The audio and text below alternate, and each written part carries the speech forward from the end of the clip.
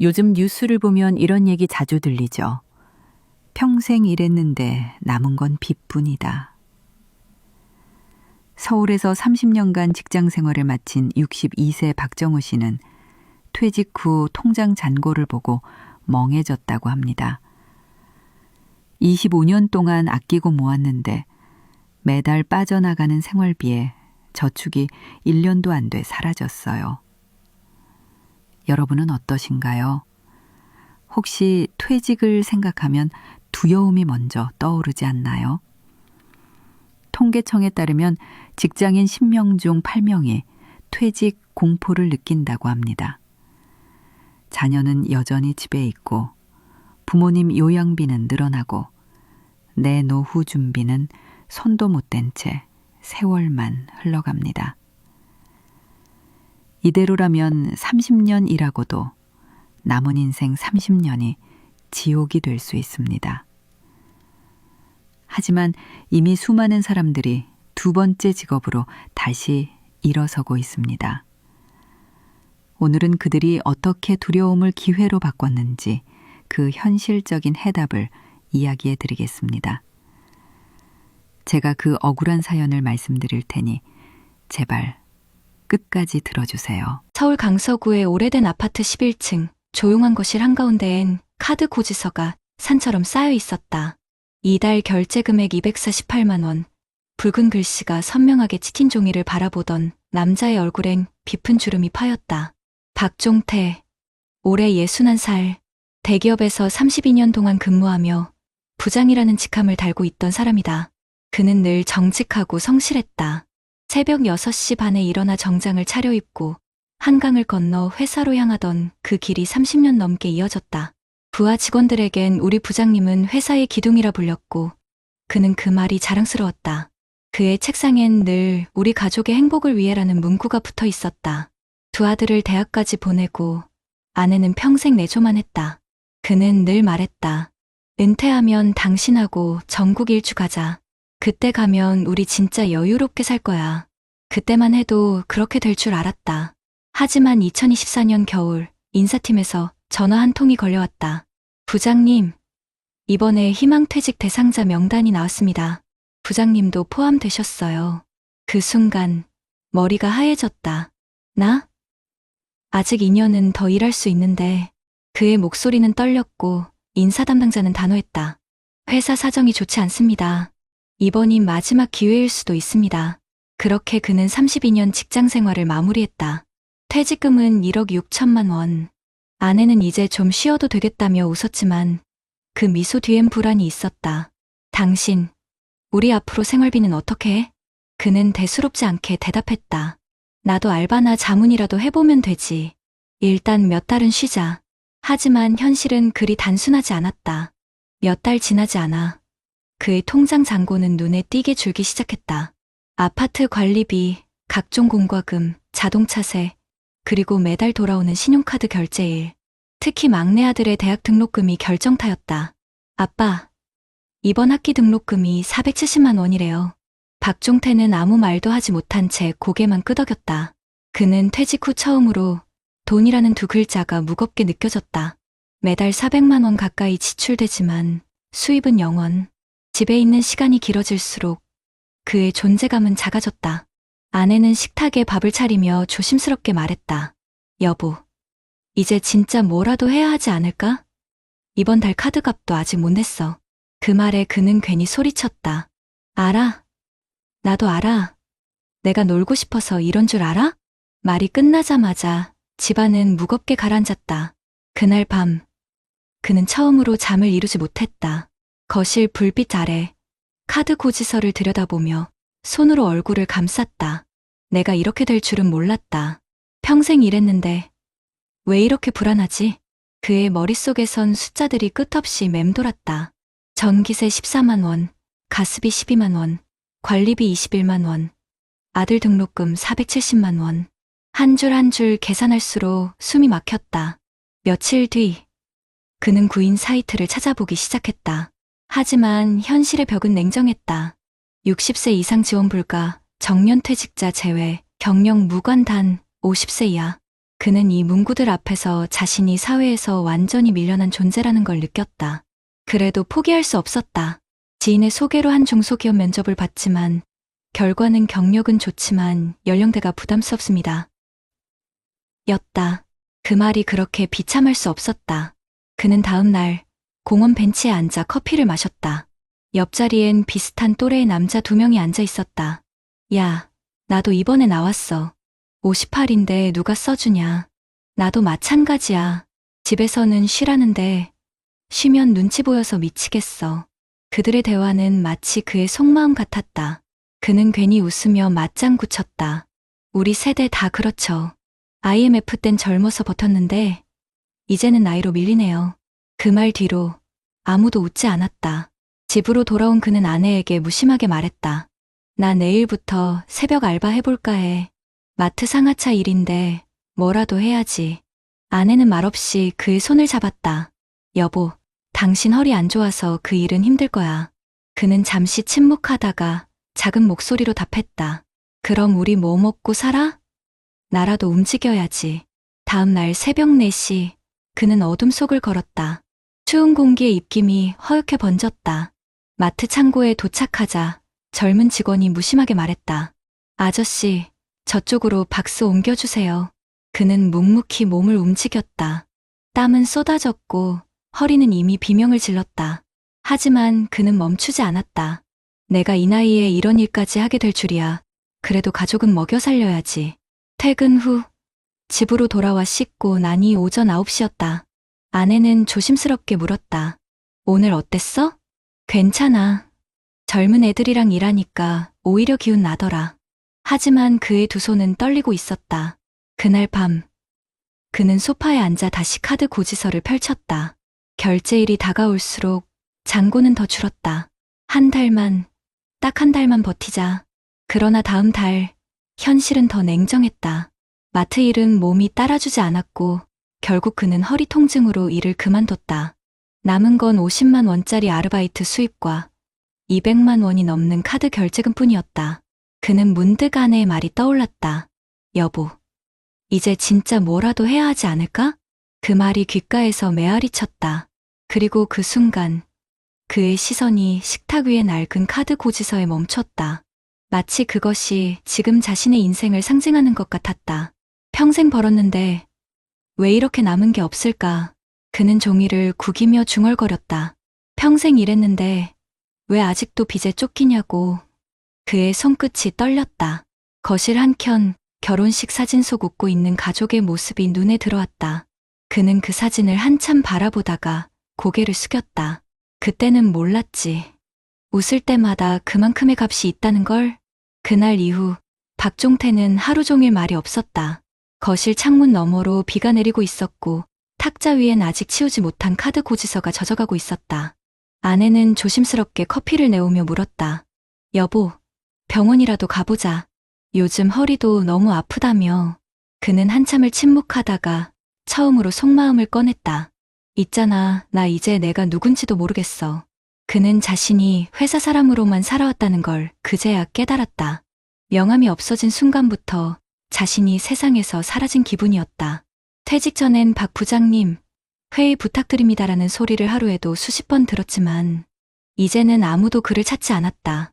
그의 하루는 TV 뉴스와 마트 전단지를 보는 것으로 시작해 뉴스 다시 보기로 끝났다. 하지만 어느 날 오래된 노트북 알림창이 뜨며 낯익은 이름이 나타났다. 종태 형님, 저 이건우예요. 혹시 시간 괜찮으시면 점심 한번 하시죠. 그는 망설이다가 약속을 잡았다. 퇴직 후 처음으로 누군가 그를 불러준 것이었다. 점심 자리에서 이건우는 예전 부하 직원이었다. 형님, 저도 작년에 퇴직했어요. 근데 가만히 있으니까 더 미치겠더라고요. 그래서 요즘 중장년 대상 재취업 교육 받고 있어요. 교육? 예. 요즘은 정부에서 신중년 제도학센터라고 해서 창업이나 직업교육 지원도 하더라고요. 저도 처음엔 반신반의했는데 막상 가보니 다 형님 또래예요. 그날 저녁 박종태는 오랜만에 노트북을 켰다. 신중년 경력형 일자리, 중장년 재취업 지원 검색창에 그런 단어들을 입력하며 한참을 들여다봤다. 나 같은 사람도 다시 일할 수 있을까? 그는 조심스레 지원서를 작성했다. 그리고 며칠 뒤 구청에서 전화가 걸려왔다. 박종태님, 축하드립니다. 공공기관 사무보조로 채용되셨습니다. 한 달에 120만 원, 주 3일 근무입니다. 그는 잠시 말을 잃었다. 예, 감사합니다. 정말 감사합니다. 첫 출근 날, 그는 구청 복도에서 동년배 동료들과 마주쳤다. 모두가 자신과 비슷한 사연을 가진 사람들이었다.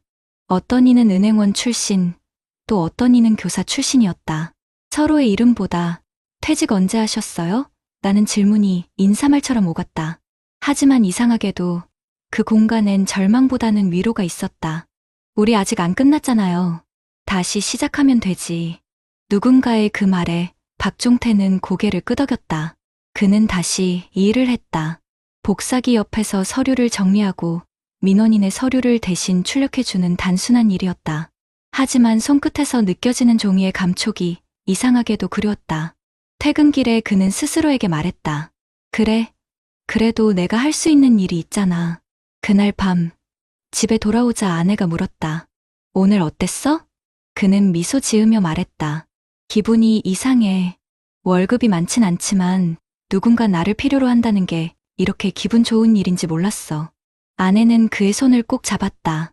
여보, 당신 얼굴에 예전 그 표정이 돌아왔네. 하지만 그는 여전히 두려웠다. 그의 머릿속엔 앞으로 30년이라는 긴 시간이 남아 있었다. 그래서 그는 결심했다. 남은 인생을 일자리가 아닌 일거리로 채워보자고. 그는 구청 일을 마친 뒤 저녁마다 근처 복지관에서 열린 시니어 창업 교실에 참여했다. 거기서 만난 한 강사가 말했다. 중요한 건 돈이 아닙니다. 여러분이 살아온 경험이 바로 자산이에요. 그걸 기록하고 나누고 다시 쓰는 겁니다. 그 말에 박종태는 마음이 움직였다. 그는 자신이 쌓아온 30년의 직장 경험을 정리해보기로 했다. 회사 후배들이 몰랐던 협상 노하우, 팀원과의 신뢰 쌓기 같은 주제로 글을 쓰기 시작했다. 글을 쓰며 그는 처음으로 퇴직을 끝이 아닌 새 출발로 느꼈다. 몇 달 뒤, 그는 복지관에서 퇴직 후 일의 의미라는 주제로 짧은 강연을 하게 됐다. 강연이 끝난 후 한 중년 남성이 찾아와 말했다. 선생님 말씀 들으니까 저도 용기 나네요. 저도 이번 달에 명예퇴직인데 솔직히 무섭거든요. 그 말에 박종태는 미소를 지었다. 저도 그랬어요. 하지만 두려움은 나누면 반이 되더라고요. 그날 밤, 그는 집으로 돌아와 조용히 식탁에 앉았다. 카드 고지서 더미는 사라지고 대신 그 자리에 작은 수첩이 놓여 있었다.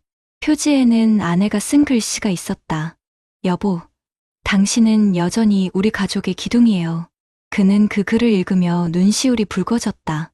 그래, 나는 여전히 가족을 위해 살고 있구나. 창밖에 봄비가 내리고 있었다. 그는 창문을 열고 밤 공기를 깊게 들이마셨다. 퇴직금 1억 6천만 원은 다 써버렸지만 아직 내 안엔 일할 마음이 남아있구나. 그는 이제 매달 120만 원의 급여와 조그마한 강연 수입으로 살아간다. 넉넉하진 않지만 마음만은 예전보다 단단했다. 가끔 새벽에 깨어 거실 불을 켜면 예전처럼 카드 고지서가 아니라 가족 사진이 그를 맞이했다. 그는 그 앞에 앉아 중얼거렸다. 평생 일하고도 돈은 남지 않았지만 이제는 마음이 남았다. 그리고 그 마음이 앞으로의 삶을 지탱해줄 새로운 자산이 되어 있었다. 이 이야기는 지금 이 순간 퇴직을 앞둔 수많은 사람들의 현실이기도 합니다. 평생 일했는데 왜 이렇게 남은 게 없을까라는 질문은 이제 남은 시간 동안 나는 어떻게 살아갈까라는 답으로 바뀌어야 할지도 모릅니다. 여러분 어떠시나요? 위의 사례는 정말 비참하고 서글픈 인생 아닌가요? 하지만 지금부터 소개해드리는 사례는 정반대의 선택으로 행복한 노후를 보내고 있는 한 남성의 이야기입니다. 경기도 용인시 수지구의 작은 단독주택 마당. 아침 햇살이 포근하게 내리쬐는 그곳에서 67세 김성우 씨는 정원수에 물을 주고 있었다. 손에는 낡은 장갑이 끼워져 있었지만 얼굴엔 평온한 미소가 번져 있었다. 그의 하루는 여유롭고 단정했다. 아침엔 아내와 함께 차를 마시며 신문을 읽고 오후엔 지역 도서관에서 중장년 대상 은퇴 설계 강좌를 진행한다. 그는 퇴직 후 성공적인 인생 2막을 살고 있는 사람으로 지역에서 꽤 알려진 인물이었다. 하지만 김성우 씨 역시 과거엔 평범한 직장인이었다. 서울 강남의 한 대기업 기획실에서 35년간 근무했다. 박종태 씨처럼 부장이라는 직함을 달았고 퇴직 당시 나이는 60세였다. 퇴직금은 약 1억 8천만 원. 하지만 그 돈을 한꺼번에 쓰거나 무모한 투자에 쏟아붓지 않았다. 그는 이미 50대 중반부터 퇴직을 예감하고 있었다. 나는 60세 이후가 진짜 인생 일막의 연장선이 아니라 완전히 새로운 이막이 될 거야. 그는 그렇게 스스로를 설득했다. 그래서 퇴직 5년 전부터 준비를 시작했다. 아내에게 말했다. 여보, 이제 우리도 생활비 구조를 바꿔야 해. 소비를 줄이고 은퇴 후 10년을 대비해야겠어. 그의 말에 아내는 놀랐지만 곧 고개를 끄덕였다. 그들은 매달 가계부를 점검하며 지출을 체계적으로 줄여갔다. 주말 외식은 월 1회로 줄였고 자동차는 유지비 부담이 큰 SUV 대신 경차로 바꿨다. 무엇보다 두 자녀에게 등록금은 지원하지만 결혼 비용은 각자 준비해라라고 단호하게 말했다. 그 결정은 쉽지 않았지만 그는 말했다. 내가 부모로서 도와줄 수 있는 건 교육까지야. 그 이후는 각자 인생이야. 그 선택 덕분에 그의 자녀들은 일찍 경제 독립을 했다. 큰아들은 공기업에 취직했고 딸은 대학 졸업 후 1년 동안 준비 끝에 자신의 작은 디자인 회사를 차렸다. 아버지가 늘 말씀하셨어요. 돈보다 중요한 건 계획이다라고요. 딸의 그 한마디에 그는 가슴이 뭉클했다. 퇴직을 앞둔 59세의 어느 봄날, 회사는 구조조정 이야기가 나왔고 김성우 씨는 스스로 희망퇴직을 선택했다. 다른 사람들이 퇴직을 두려워할 때 나는 오히려 준비된 마음으로 회사를 떠났다. 그는 회사를 나서며 마지막으로 사무실을 둘러봤다. 그의 책상 위엔 항상 붙어 있던 메모 한 장이 있었다. 오늘이 인생의 마지막 근무일처럼 살자. 그 문장을 떼어 주머니에 넣으며 그는 속으로 중얼거렸다. 이제 진짜 내 일을 해볼 시간이구나. 퇴직 후 그는 곧바로 인생 이막 계획표를 실행했다. 퇴직금 1억 8천만 원 중 절반은 안전자산 국민연금, 퇴직연금, IRP예금 등에 나머지 절반은 장기 ETF 투자와 월세 수익용 소형 오피스텔 구입에 나눴다. 그는 은퇴 후에도 현금 흐름을 끊기지 않게 설계했다.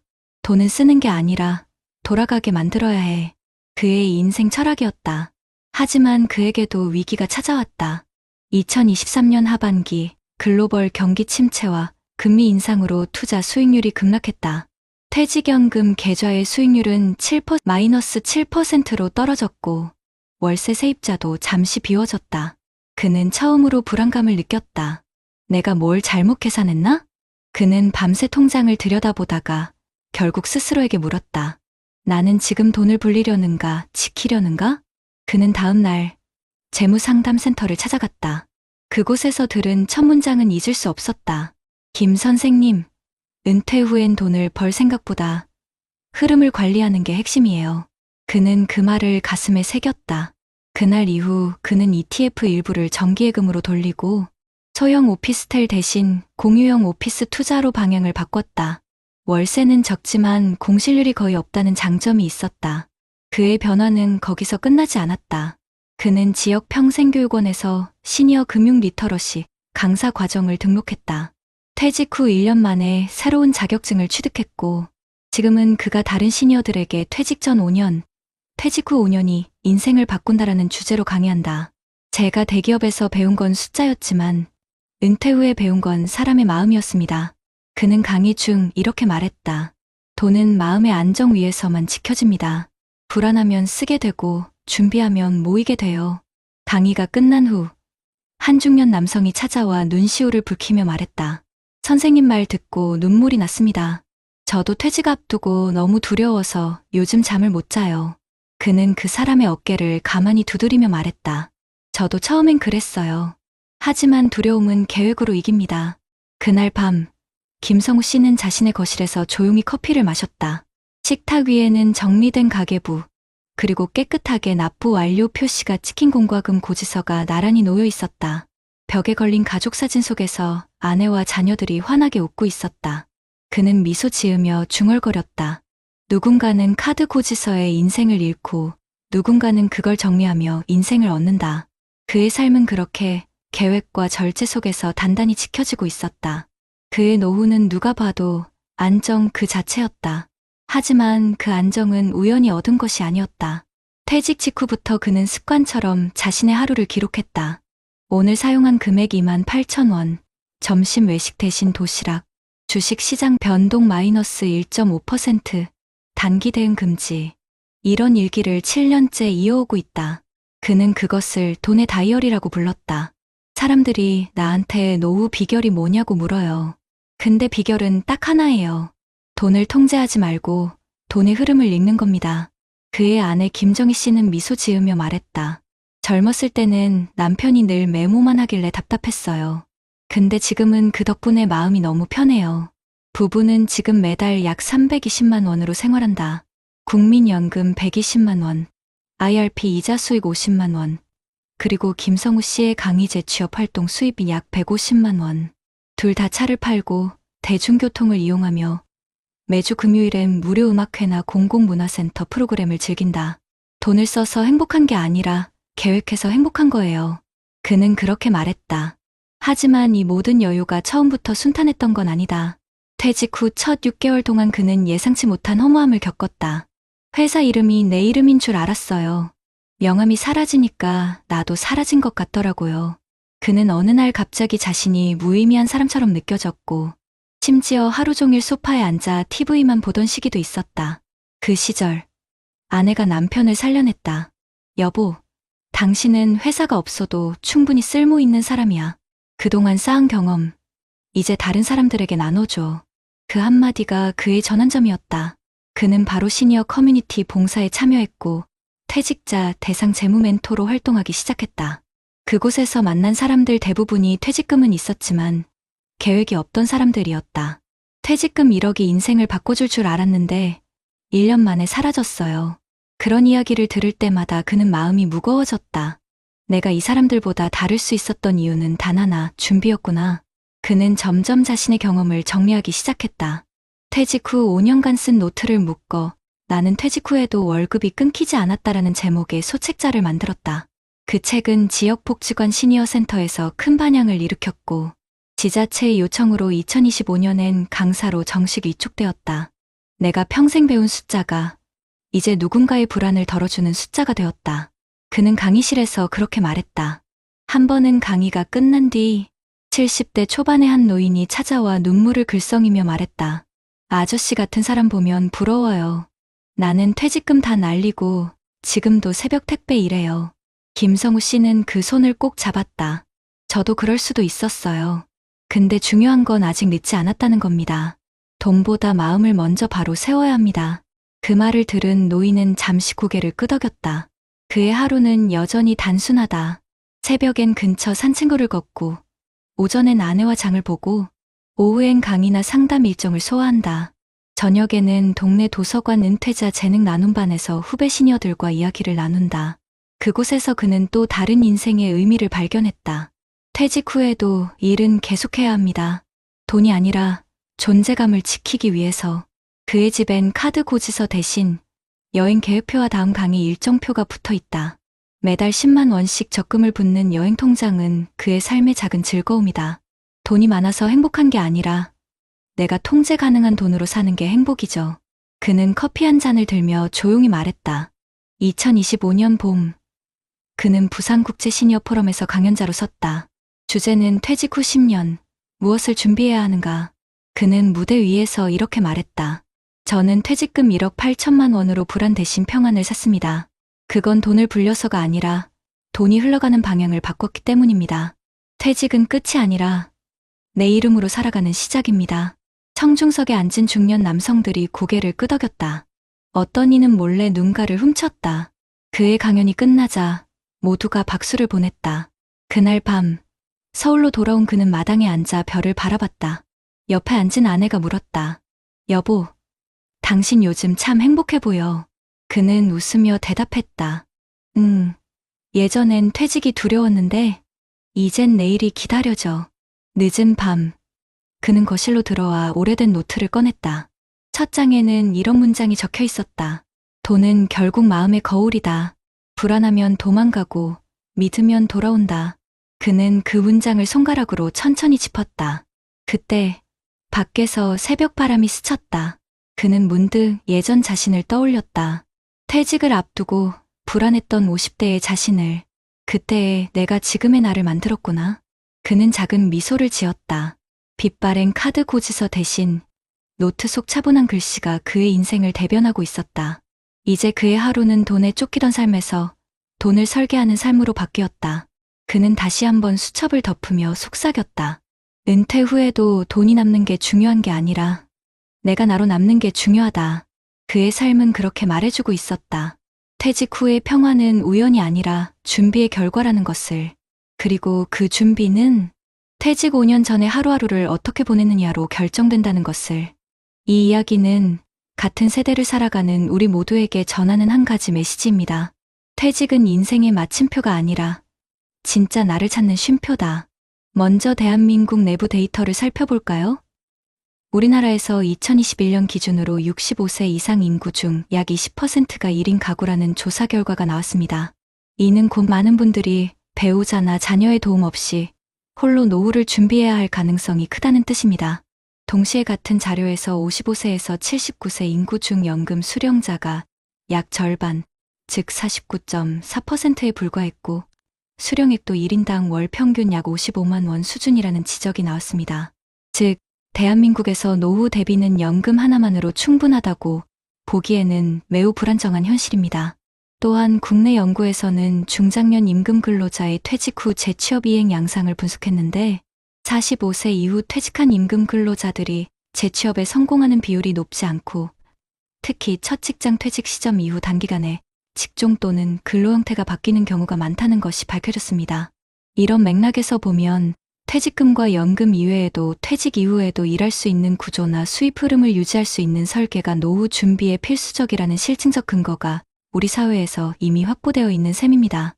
한편 해외 통계도 이런 현실을 뒷받침합니다. 예컨대 OECD 2025 보고서에 따르면 2024년 기준으로 60세에서 64세 연령대의 고용률이 평균 약 55.9%로 나타났고 연령이 높을수록 고용 참여율이 급격히 떨어지는 패턴이 확인됩니다.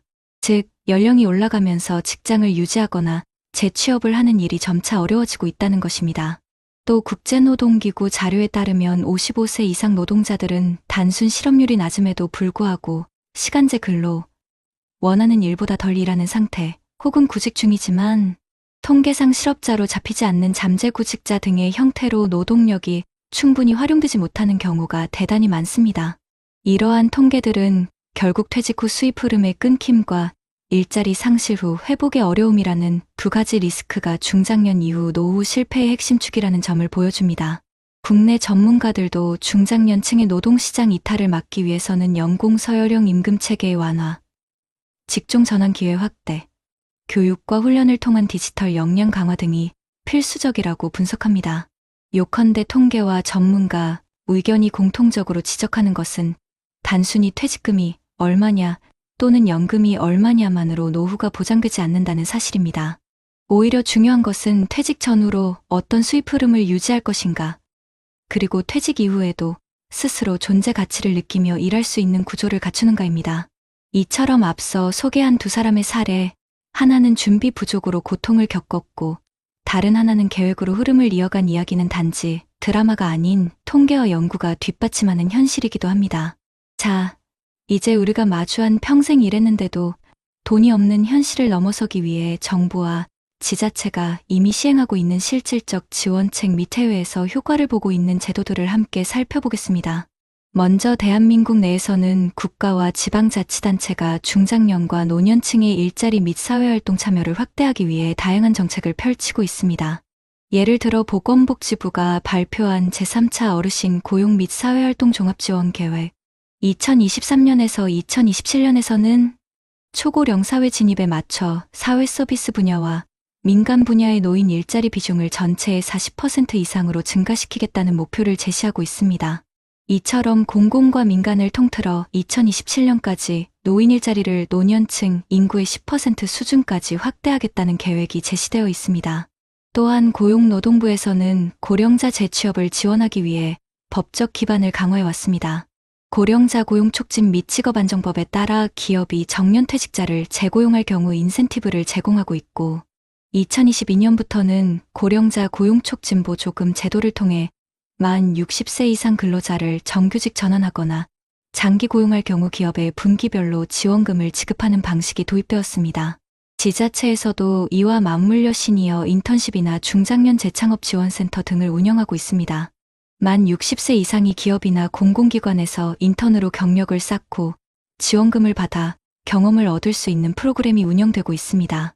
이처럼 국내에서는 퇴직 후 제2의 진로를 모색하는 중장년층이 실제로 일할 수 있는 플랫폼을 제공받을 수 있는 구조가 마련되어 있습니다. 그럼에도 불구하고 일이 있어도 임금이 낮고 직종이 맞지 않아 그냥 버티는 형태의 일자리라는 지적이 있는 만큼 우리가 실제로 선택하고 활용해야 할 실천 가능한 방식을 함께 정리해 보겠습니다. 첫째, 퇴직이 임박한 50대와 60대는 퇴직 전 최소 3년간, 퇴직 후에도 일할 수 있는 분야에 대해 사전 탐색과 실험을 해야 합니다. 위 정책들에 따르면 지자체나 민간기관에서 제공하는 인턴십과 재취업 교육 프로그램에 참여하면 비용 부담이 줄어들고 취업 또는 창업으로 이어질 가능성이 높아집니다. 둘째, 기업이 고령 근로자를 고용할 경우 정부 보조금이 있다는 사실을 기억해야 합니다. 기업 입장에서는 인센티브가 있는 고령자 채용이 매력적이므로 이 점을 활용해 재취업을 제한하거나 협상할 여지를 마련할 수 있습니다. 셋째, 창업을 고려한다면 소규모 실험 후 사업 본격화라는 흐름을 국내 제도와 연계해 활용하는 것이 좋습니다. 시니어 창업지원센터나 지자체 내 창업지원금, 노인 창업 프로그램을 미리 탐색하고 사업 아이디어를 인턴십 또는 강좌 형태로 미리 시험해 볼 수 있습니다. 해외 사례도 참고할 만합니다. 북유럽 여러 나라에서는 55세 이후까지 오래 일할 수 있는 환경을 만들기 위해 고령 근로자 고용 유지 정책을 적극 운영해 왔습니다. 한 보고서에 따르면 노르딕 국가들은 연령 55세 이상 근로자 고용률이 매우 높으며 그 배경에는 고령 근로자 대상 직업 훈련, 고용 전환 지원, 고용 유지 장려금 등이 포함되어 있습니다. 예를 들어 네덜란드는 고용 계약 만료 후 고령 근로자의 재고용을 유도하기 위해 일정 조건 하에서 기업이 임금 체계와 계약 형태를 조정하도록 유도하는 법률이 있습니다. 또한 교육훈련과 기업 내 재배치, 조직 내 직책 변경 등을 통해 고령 근로자가 기존 경력을 활용하면서도 새로운 역할을 맡을 수 있도록 제도화되어 있습니다. 이러한 해외 모델은 한국 중장년층이 취해야 할 전략과 많은 공통점을 갖고 있습니다. 또한 정부 및 지자체 차원에서 주목해야 할 정책 조합을 추천드립니다. 노후 준비가 부족한 많은 중장년에게는 일자리와 금융설계와 사회활동이 함께 결합된 패키지가 필요합니다. 지자체에서는 퇴직 예정자를 대상으로 퇴직 준비 교실과 중장년 경력 전환 인턴 프로그램을 동시에 제공하고 지역 은퇴자 네트워크와 연계의 강의 및 멘토 활동으로 이어지게 하는 것이 효과적입니다. 은퇴금은 그대로 두고 월 수입이 계속 나올 수 있는 구조로 바꾸는 것이 핵심입니다. 정부는 고령자 고용 촉진 보조금과 시니어 인턴십 수당 등을 더 널리 알리고 지자체는 지역 맞춤형 골든타임 퇴직 전 3년 프로그램을 집중 운영해야 합니다. 기업은 고령 근로자를 단기 또는 파트타임이 아니라 경력 존중형 역할로 고용할 수 있도록 정부 인센티브를 통해 유도해야 합니다. 마지막으로 중요한 건 자신이 무슨 일을 좋아했나요? 그리고 어떤 상황에서 보람을 느꼈나요? 라는 질문을 스스로 던지고 그 답을 퇴직 전에 조금씩 행동으로 옮기는 것입니다. 위 정책들은 당신이 그 행동을 현실로 옮기는 데 든든한 기반이 되는 제도입니다. 앞으로의 노후는 단순히 돈이 없어 불안하다가 아니라 일이 끊겨 존재감이 사라진다는 공포가 되기 때문입니다. 그러니 지금 이 순간 지자체 또는 정부가 운영하는 중장년 프로그램을 검색해 보시고 참여 신청서를 열어보는 작은 행동부터 시작해 보시길 권합니다. 하루의 끝, 붉은 노을이 천천히 기울 때 누군가는 길 위에서 아직도 무거운 가방을 들고 걷고 누군가는 마당의 의자에 앉아 따뜻한 차 한 잔을 마십니다. 퇴직 후의 인생도 어쩌면 이 노을빛과 같을지 모릅니다. 해가 지는 건 끝이 아니라 또 다른 하루의 시작을 알리는 신호니까요. 여러분, 오늘 이야기 속 두 사람을 기억하시죠? 한 사람은 평생 성실히 일했지만 준비 없는 퇴직으로 하루하루를 버티며 불안 속에 살았습니다. 그의 손에는 카드 고지서가 쌓였고 그 종이들은 그동안의 땀과 세월을 조용히 삼켜버렸습니다. 또 한 사람은 퇴직을 두려움의 문이 아닌 새로운 문으로 바라봤습니다. 그의 손에는 노후의 청구서 대신 자신이 직접 쓴 일기장이 있었습니다. 그 안엔 오늘은 강의 1시간으로 누군가의 마음을 위로했다라는 문장이 있었죠. 이 둘의 인생은 다르지만 출발점은 같았습니다. 똑같이 새벽 지하철을 타고 가족을 위해 평생을 일하며 자신을 희생했던 사람들이었습니다. 하지만 마지막 길에서 갈린 건 돈의 크기가 아니라 마음의 준비였습니다. 한 사람은 멈췄고 다른 한 사람은 걸음을 이어갔습니다. 결국 인생의 두 번째 여정은 미리 생각하고 미리 준비한 사람에게만 열리는 길이었습니다. 사람은 누구나 젊을 때는 나도 나중엔 잘 살겠지라고 믿습니다. 하지만 그 나중은 갑자기 찾아오고 그때가 되면 너무 늦었다는 걸 깨닫죠. 그렇다고 두려워할 필요는 없습니다. 지금부터라도 조금씩 아주 작게 시작하면 됩니다. 가계부를 써보는 일, 지자체 시니어 프로그램을 검색해보는 일, 아니면 단순히 내 인생에서 내가 진짜 좋아했던 일을 적어보는 일. 그 작은 움직임이 당신의 인생을 다시 일으켜 세울 씨앗이 됩니다. 우리가 지금 해야 할 건 과거를 후회하는 게 아닙니다. 그동안 버텨온 자신을 다독이고 남은 시간을 두 번째 봄으로 맞이하는 일입니다. 돈보다 더 귀한 건 의미 있는 하루이고 그 하루가 쌓이면 그 어떤 연금보다 든든한 인생의 자산이 됩니다. 오늘 이 영상을 보고 계신 여러분, 혹시 당신은 지금 어디쯤 서 있나요? 퇴직을 앞두고 두려움에 잠 못 이루고 계신가요? 아니면 이미 퇴직 후 방 안에 앉아 이제 나는 뭘 해야 하지라는 생각을 하고 계신가요? 그렇다면 오늘 이 이야기를 마음에 담아주세요. 퇴직은 끝이 아닙니다. 당신의 이름으로 다시 살아갈 시간의 시작입니다. 정부가 만든 정책, 지자체의 프로그램, 그리고 당신 곁의 가족과 친구들이 바로 그 시작을 돕는 손길입니다. 세상은 여전히 당신을 필요로 하고 있습니다. 30년 넘게 쌓아온 경험, 그건 사라진 게 아니라 아직 누군가를 위해 쓰일 수 있는 당신의 힘입니다. 지금이라도 늦지 않았습니다. 손에 쥔 카드 고지서를 내려놓고 마음속에 있던 오래된 꿈을 꺼내보세요. 배움을 다시 시작해도, 작은 가게를 열어도, 혹은 봉사를 해도 좋습니다. 그 모든 길이 당신의 인생을 다시 연결해주는 길이 될 겁니다. 이제 우리는 퇴직을 두려워할 이유가 없습니다. 그것은 잃어버림이 아니라 새로운 역할로 옮겨가는 변화일 뿐이니까요. 그리고 그 변화는 당신의 용기 하나로 충분히 시작할 수 있습니다. 여러분, 기억하세요. 평생 일하고도 돈이 없었던 인생이 아니라 평생 일하며 행복을 남긴 인생으로 끝맺는 방법은 단 한 가지입니다. 바로 지금 자신을 위한 준비를 시작하는 것입니다. 노을이 진다고 하루가 끝나는 건 아닙니다. 그저 내일을 위한 쉼이 있을 뿐이죠. 당신의 인생도 마찬가지입니다. 퇴직이 끝이라면 그 끝에서 우리는 다시 시작할 수 있습니다.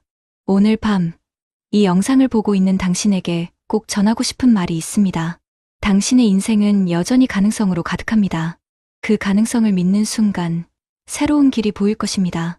그리고 그 길 끝엔 카드 고지서 대신 웃음이, 불안 대신 평화가, 후회 대신 감사가 기다리고 있을 겁니다. 오늘 하루를 살아내신 모든 50대, 60대, 70대 여러분, 당신은 이미 충분히 멋진 사람입니다. 이제 그 멋진 당신의 이야기를 퇴직 이후에도 계속 써내려가시길 바랍니다. 당신의 두 번째 인생이 지금 이 순간 조용히 그러나 단단하게 시작되고 있습니다. 62세가 되자마자 통장은 비어 있었고 그제야 후회가 밀려왔습니다. 연금 하나 들어둘 걸, 그 단순한 걸 왜 안 했을까? 여러분, 혹시 이 이야기 남 얘기 같지 않으신가요? 얼마 전 전북 정읍에 사는 62세 이창호 씨는 퇴직 후 받은 9천만 원 퇴직금을 은행 예금에 넣어두고 이자만으로 살면 된다고 생각했습니다. 하지만 3년이 채 지나기도 전에 월세 식비 건강보험료로 통장이 거덜나고 말았습니다. 지금도 많은 50대 분들이 이렇게 말씀하세요. 이제 와서 연금 저축이 무슨 의미가 있어요? 너무 늦었잖아요. 그런데 정말 늦었을까요? 전문가들은 오히려 50대야말로 가장 강력한 절세 혜택과 복리 효과를 동시에 누릴 수 있는 골든타임이라고 말합니다. 실제로 50대에 연금 펀드를 시작한 사람들, 지금도 매달 꼬박꼬박 안정적인 생활비를 만들며 노후를 준비하고 있습니다. 혹시 여러분은 아직 아무것도 시작하지 않으셨나요? 그렇다면 오늘 이 영상을 끝까지 보세요. 지금이 아니면 다시는 기회가 없을 수도 있습니다. 본격적인 영상 시작 전에 구독과 좋아요는 영상 제작에 정말로 큰 힘이 됩니다. 또한 오늘의 영상에는 위에 말씀드린 내용과 관련된 대한민국에서 일어나고 있는 비참한 사례 한 가지와 그와 반대되는 사례를 소개해드리겠습니다. 여러분들이 다 들어보시고 어느 쪽이 내가 원하는 노후의 인생인지 생각해 보시는 시간이 되시기 바라겠습니다. 서울 강동구 천호동이 오래된 아파트 천장 구석에 핀 곰팡이 자국이 점점 퍼져가던 지난 겨울 66세 김상국 씨는 부엌 싱크대 앞에 서서 한참을 멍하니 벽만 바라보고 있었습니다. 그 천장 아직도 1990년대 시공 당시 그대로인 낡은 벽지 위로 물기가 퍼지듯 얼룩이 자라났죠. 김 씨는 조용히 혼잣말을 했습니다. 내가 이럴 줄은 몰랐는데 그는 10년 전만 해도 누구보다 안정적인 삶을 살고 있다고 믿었습니다. 지방 국립대 토목공학과를 나와 건설회사에 입사한 후 35년간 현장을 누비며 일했고 57세 때 이사 승진은 놓쳤지만 그래도 부장으로 퇴직했다는 자부심은 남아 있었습니다. 회사는 직원들에게 비교적 후한 편이어서 퇴직금도 2억 원 가까이 나왔습니다. 퇴직 직후엔 아내와 제주도로 여행도 다녀왔습니다. 며칠간 바닷가 리조트에 머물며 이제 우리도 좀 쉬자라고 웃었고 은행 직원이 추천한 정기예금과 적립식 예금 상품에 돈을 넣고는 이자만으로도 충분하겠지라고 생각했습니다. 실제로 그땐 시중금리가 3% 초반이었고 은행에서도 요즘은 안전한 게 최고라며 자주 연락을 줬습니다. 퇴직 첫 해에는 하루 세 끼 외식도 해봤고 손주가 생기고 나서는 100일 사진 촬영비며 돌잔치 경비까지도 흔쾌히 도와줬습니다. 장남 부부는 맞벌이라 바쁘다며 아이를 자주 맡겼고 그때마다 김 씨는 즐겁다고 말했지만 체력은 점점 예전 같지 않았습니다. 문제는 퇴직 3년 차부터 본격화됐습니다. 금리가 떨어지면서 이자는 눈에 띄게 줄었고 그 사이 물가는 올라 있었습니다. 예전에 월 200만 원으로 넉넉하던 생활비가 이제는 250만 원도 빠듯했고 아내의 고혈압 약과 본인의 정기 건강검진 비용도 꾸준히 나갔습니다. 냉장고가 고장 나 교체하려다 보니 200만 원이 훌쩍 나갔고 안방 화장실에 곰팡이가 번지며 전체 타일 공사를 부르자 견적이 500만 원이 넘었습니다. 내가 집 고치는 데 쓰는 돈이 이렇게 클 줄은 몰랐어요. 김 씨는 속으로 곱씹었습니다. 하지만 더 큰 충격은 건강보험료였습니다. 퇴직하고 몇 달이 지나 지역가입자로 전환되자 평소 알던 수준보다 2배 이상 많았던 금액이 고지서에 찍혀 나왔습니다. 서류엔 월 소득이 없는 걸로 나오는데 왜 이걸 이렇게 내야 하냐며 국민건강보험공단에 전화를 해봤지만 돌아온 말은 간단했습니다. 예금, 이자가 금융소득으로 계산되기 때문에 그렇습니다. 그걸 기준으로 보험료가 부과됩니다. 김 씨는 그제야 건보료, 폭탄이라는 말을 실감했습니다. 실제로 매달 빠져나가는 돈은 고정적으로 늘어났고 예금 통장의 잔액은 눈에 띄게 줄어들기 시작했습니다.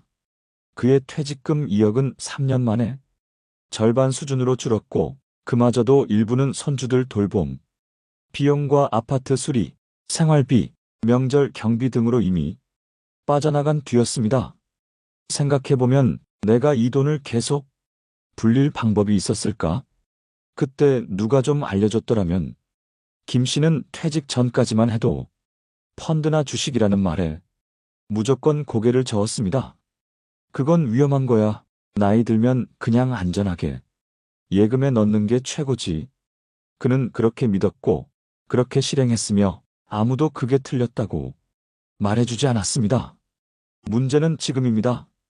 그의 부엌 천장엔 곰팡이가 번지고 있고 이사를 갈 수도 고칠 돈도 마땅치 않습니다. 과거엔 손주 돌보는 게 행복했지만 지금은 체력적으로 감당이 어렵고 아이가 울기라도 하면 머리가 아파 견디기 힘들다고 말합니다. 그는 몇 달 전 몰래 부부의 금융 자산을 정리해봤습니다. 남은 예금은 1억 6천만 원 정도, 그것도 정기예금 해지 시 수수료가 붙는 상태.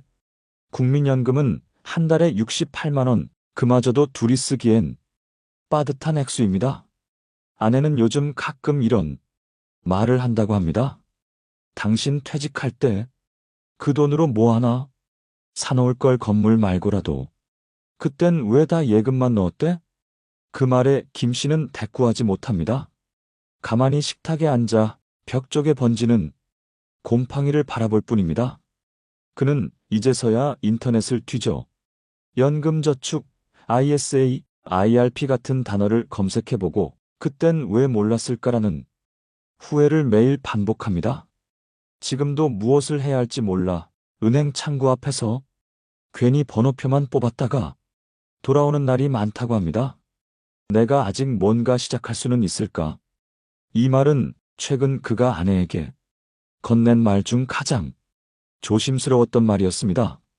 김상국 씨는 그날 이후로 동네 도서관을 자주 찾기 시작했습니다. 도서관 지하 1층 금융 코너에 먼지가 쌓인 책들이 줄지어 놓인 곳. 그는 처음으로 50대 이후 절세, 투자 전략이라는 책을 펼쳤습니다. 책에는 연금저축펀드, ISA, IRP 같은 단어들이 가득했고 처음엔 모든 문장이 낯설었지만 어느 순간 내가 퇴직 직전에 이걸 알았더라면이라는 후회가 밀려왔습니다. 그는 작은 메모장에 글자를 적었습니다. 연금저축 세액 공제 가능, IRP 퇴직금 넣을 수 있음, ISA 비과세 혜택 5년 이상 유지시 유리. 이런 메모를 다시 집에 와 아내에게 보여주며 말했습니다. 당신, 나 요즘 이런 거 공부하고 있어. 혹시 우리가 지금부터라도 연금이라는 걸 조금씩 만들어 볼 수 있을까? 아내는 고개를 갸웃하며 말했습니다. 그게 우리 나이에 가능한 거야? 연금은 젊을 때부터 하는 거 아닌가? 그 질문이 김 씨의 마음을 더욱 무겁게 했습니다. 책에서도 유튜브에서도 50대도 늦지 않다고 말했지만 막상 내 나이를 생각하면 이미 손해본 기분이 들었기 때문입니다. 며칠 후 김 씨는 용기를 내어 지역은행에 찾아갔습니다. 창구 직원에게 연금저축펀드 계좌를 만들고 싶다고 말하자 젊은 직원은 처음엔 의외라는 듯한 표정을 지었습니다. 보통은 30대에서 40대 분들이 많이 만드세요. 그 말에 김 씨는 잠시 말문이 막혔지만 이내 웃으며 말했습니다. 그러게요. 내가 그동안 너무 늦게 알았지 뭐예요. 직원은 김 씨의 상황을 듣고 연금저축펀드 계좌와 함께 소득공제 혜택, 분리과세, 복리효과 등에 대해 자세히 설명해 주었습니다. 김 씨는 그날 하루 종일 은행에서 설명을 들었고 돌아오는 길에 오래전 승진 누락되던 날보다 더 복잡한 마음을 안고 집으로 돌아왔습니다. 그날 밤 아내가 식탁에 앉아 부엌 벽지를 가리키며 말했습니다. 당신, 이 곰팡이 좀 봐. 사람 기운 빠지게 생겼네. 우리 이 집 좀 손 봐야 할 것 같아. 근데 그 돈 있긴 해? 김 씨는 말없이 고개를 숙였습니다. 남은 예금으로 고치려니 불안했고 그렇다고 버틸 수도 없었습니다. 그는 아내에게 조심스럽게 말했습니다. 여기 당장 고치는 건 좀 미루자. 대신 그 돈 연금 펀드로 돌려보려 해. 내가 계산해봤는데 15년 정도는 불릴 수 있더라고. 지금이라도 조금이라도 만들어놔야 우리 말년이 달라지지 않겠어. 아내는 잠시 말을 잇지 못하더니 조용히 고개를 끄덕였습니다. 그래, 당신이 그렇게 생각했으면 믿어볼게. 그 말 한마디에 김 씨는 마음이 조금 가벼워졌습니다. 그는 다음 주부터 평일 오전마다 동네 복지관에서 운영하는 시니어 금융교실에 나가기 시작했습니다. 참여자 대부분이 60대 이상이었고 강의실엔 자녀 결혼자금 걱정, 병원비 부담, 국민연금 부족하다는 이야기가 가득했습니다. 그 속에서 김 씨는 조용히 자신만의 계획을 세워갔습니다. 남은 예금 중 일부는 연금저축 계좌로 옮긴다. 세액 공제를 챙기면서 10년간 유지할 수 있게 월 불이백을 최소한으로 조정한다. ISA 계좌는 안정형, ETF로 나눠 투자하고 단기 수익보다 장기 복리를 노린다. 그리고 향후엔 상황 봐서 주택연금도 고려해본다. 그가 직접 쓴 메모장에는 그렇게 한 줄 한 줄 계획이 적혀 있었습니다. 자신의 손글씨를 보며 그는 처음으로 노후에 대해 불안이 아닌 준비라는 단어를 떠올릴 수 있었습니다. 어느 날 둘째 아들이 찾아와 말했습니다. 아버지 요즘 뭐 하세요? 밖에 자주 나가시던데. 김 씨는 잠시 망설이다가 메모장을 보여주며 말했습니다. 이제라도 좀 배우고 살아보려 한다. 너희한텐 손 안 벌리고 우리 둘이서 그냥 조용히 살고 싶어서. 아들은 그 메모장을 한참 들여다보더니 조용히 말했습니다. 아버지 멋지세요. 그날 밤 김 씨는 부엌 천장을 다시 올려다보았습니다.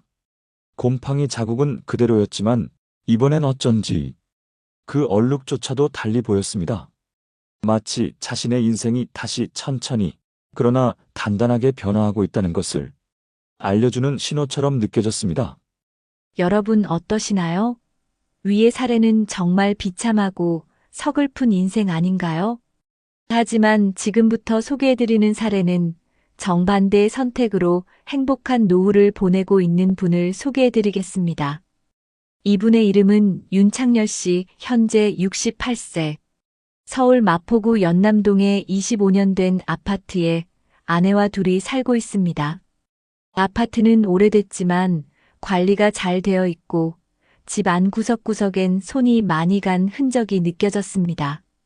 거실 한쪽 벽면에는 책장이 가득 차 있었고 그 옆 탁자 위에는 2025 대한민국 시니어 재무설계 가이드북이라는 책이 가지런히 놓여 있었습니다. 윤 씨는 대기업 출신도 아니고 공무원도 아니었습니다. 30년간 중소제조업체의 회계팀장으로 일했고 퇴직 당시 연봉은 4,500만 원 남짓, 퇴직금은 1억 8천만 원, 국민연금은 월 82만 원 수준이었습니다. 누가 봐도 평범한 은퇴자였습니다. 그런데 그는 달랐습니다. 저는 53살 때부터 연금저축펀드를 시작했어요. 퇴직금은 IRP로 넘기고 남은 자산은 ISA에 분산했죠. 그때는 사실 뭘 많이 알았던 건 아니고 그냥 불안했어요. 그게 전부였습니다.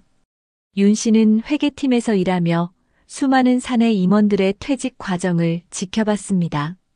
퇴직금을 모두 부동산 투자에 넣었다가 유동성 부족으로 고통받는 상무, 자녀 유학비로 수억 원을 지출하고 빈 통장만 남은 이사, 그리고 퇴직 후 사무실을 차렸다가 몇 년 못 가 문 닫은 부장까지. 그걸 너무 많이 봐서 그런지 나는 안 그래야겠다. 그 생각 하나로 준비한 거죠. 그는 50대 초반부터 작은 금액이지만 매달 연금저축에 불입했습니다. 당시에는 주변에서도 그 나이에 그걸 왜 하냐는 말도 들었지만 그는 매달 30만 원, 40만 원씩 꾸준히 쌓았습니다. 소득공제 혜택이 주어지는 것도 몰랐지만 불입 내역을 보고 회계적으로 장점이 많다는 걸 직감했다고 합니다. 퇴직 후 그는 퇴직금의 70%를 IRP 계좌로 이동시켰고 이 중 일부는 채권형 펀드, 일부는 글로벌 배당 ETF에 분산했습니다. 나머지 금액은 ISA 계좌에 넣어 단기성과 장기성 자산을 적절히 배치했죠. 중요한 건 돈이 통제 가능한 속도로 늘어났다는 거예요. 무리하지 않고 조급해하지 않고 매달 흐름이 생기도록 구조를 짰어요. 그 결과 68세인 현재 윤 씨는 매달 국민연금 82만 원에 더해 연금저축과 IRP 계좌에서 총 180만 원가량의 현금 흐름을 받고 있습니다.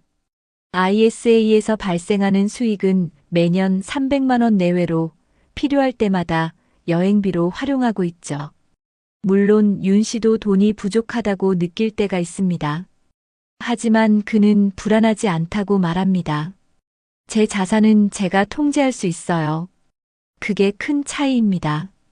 예금만 있었으면 아마 지금쯤 통장 잔고만 들여다보고 있었겠죠.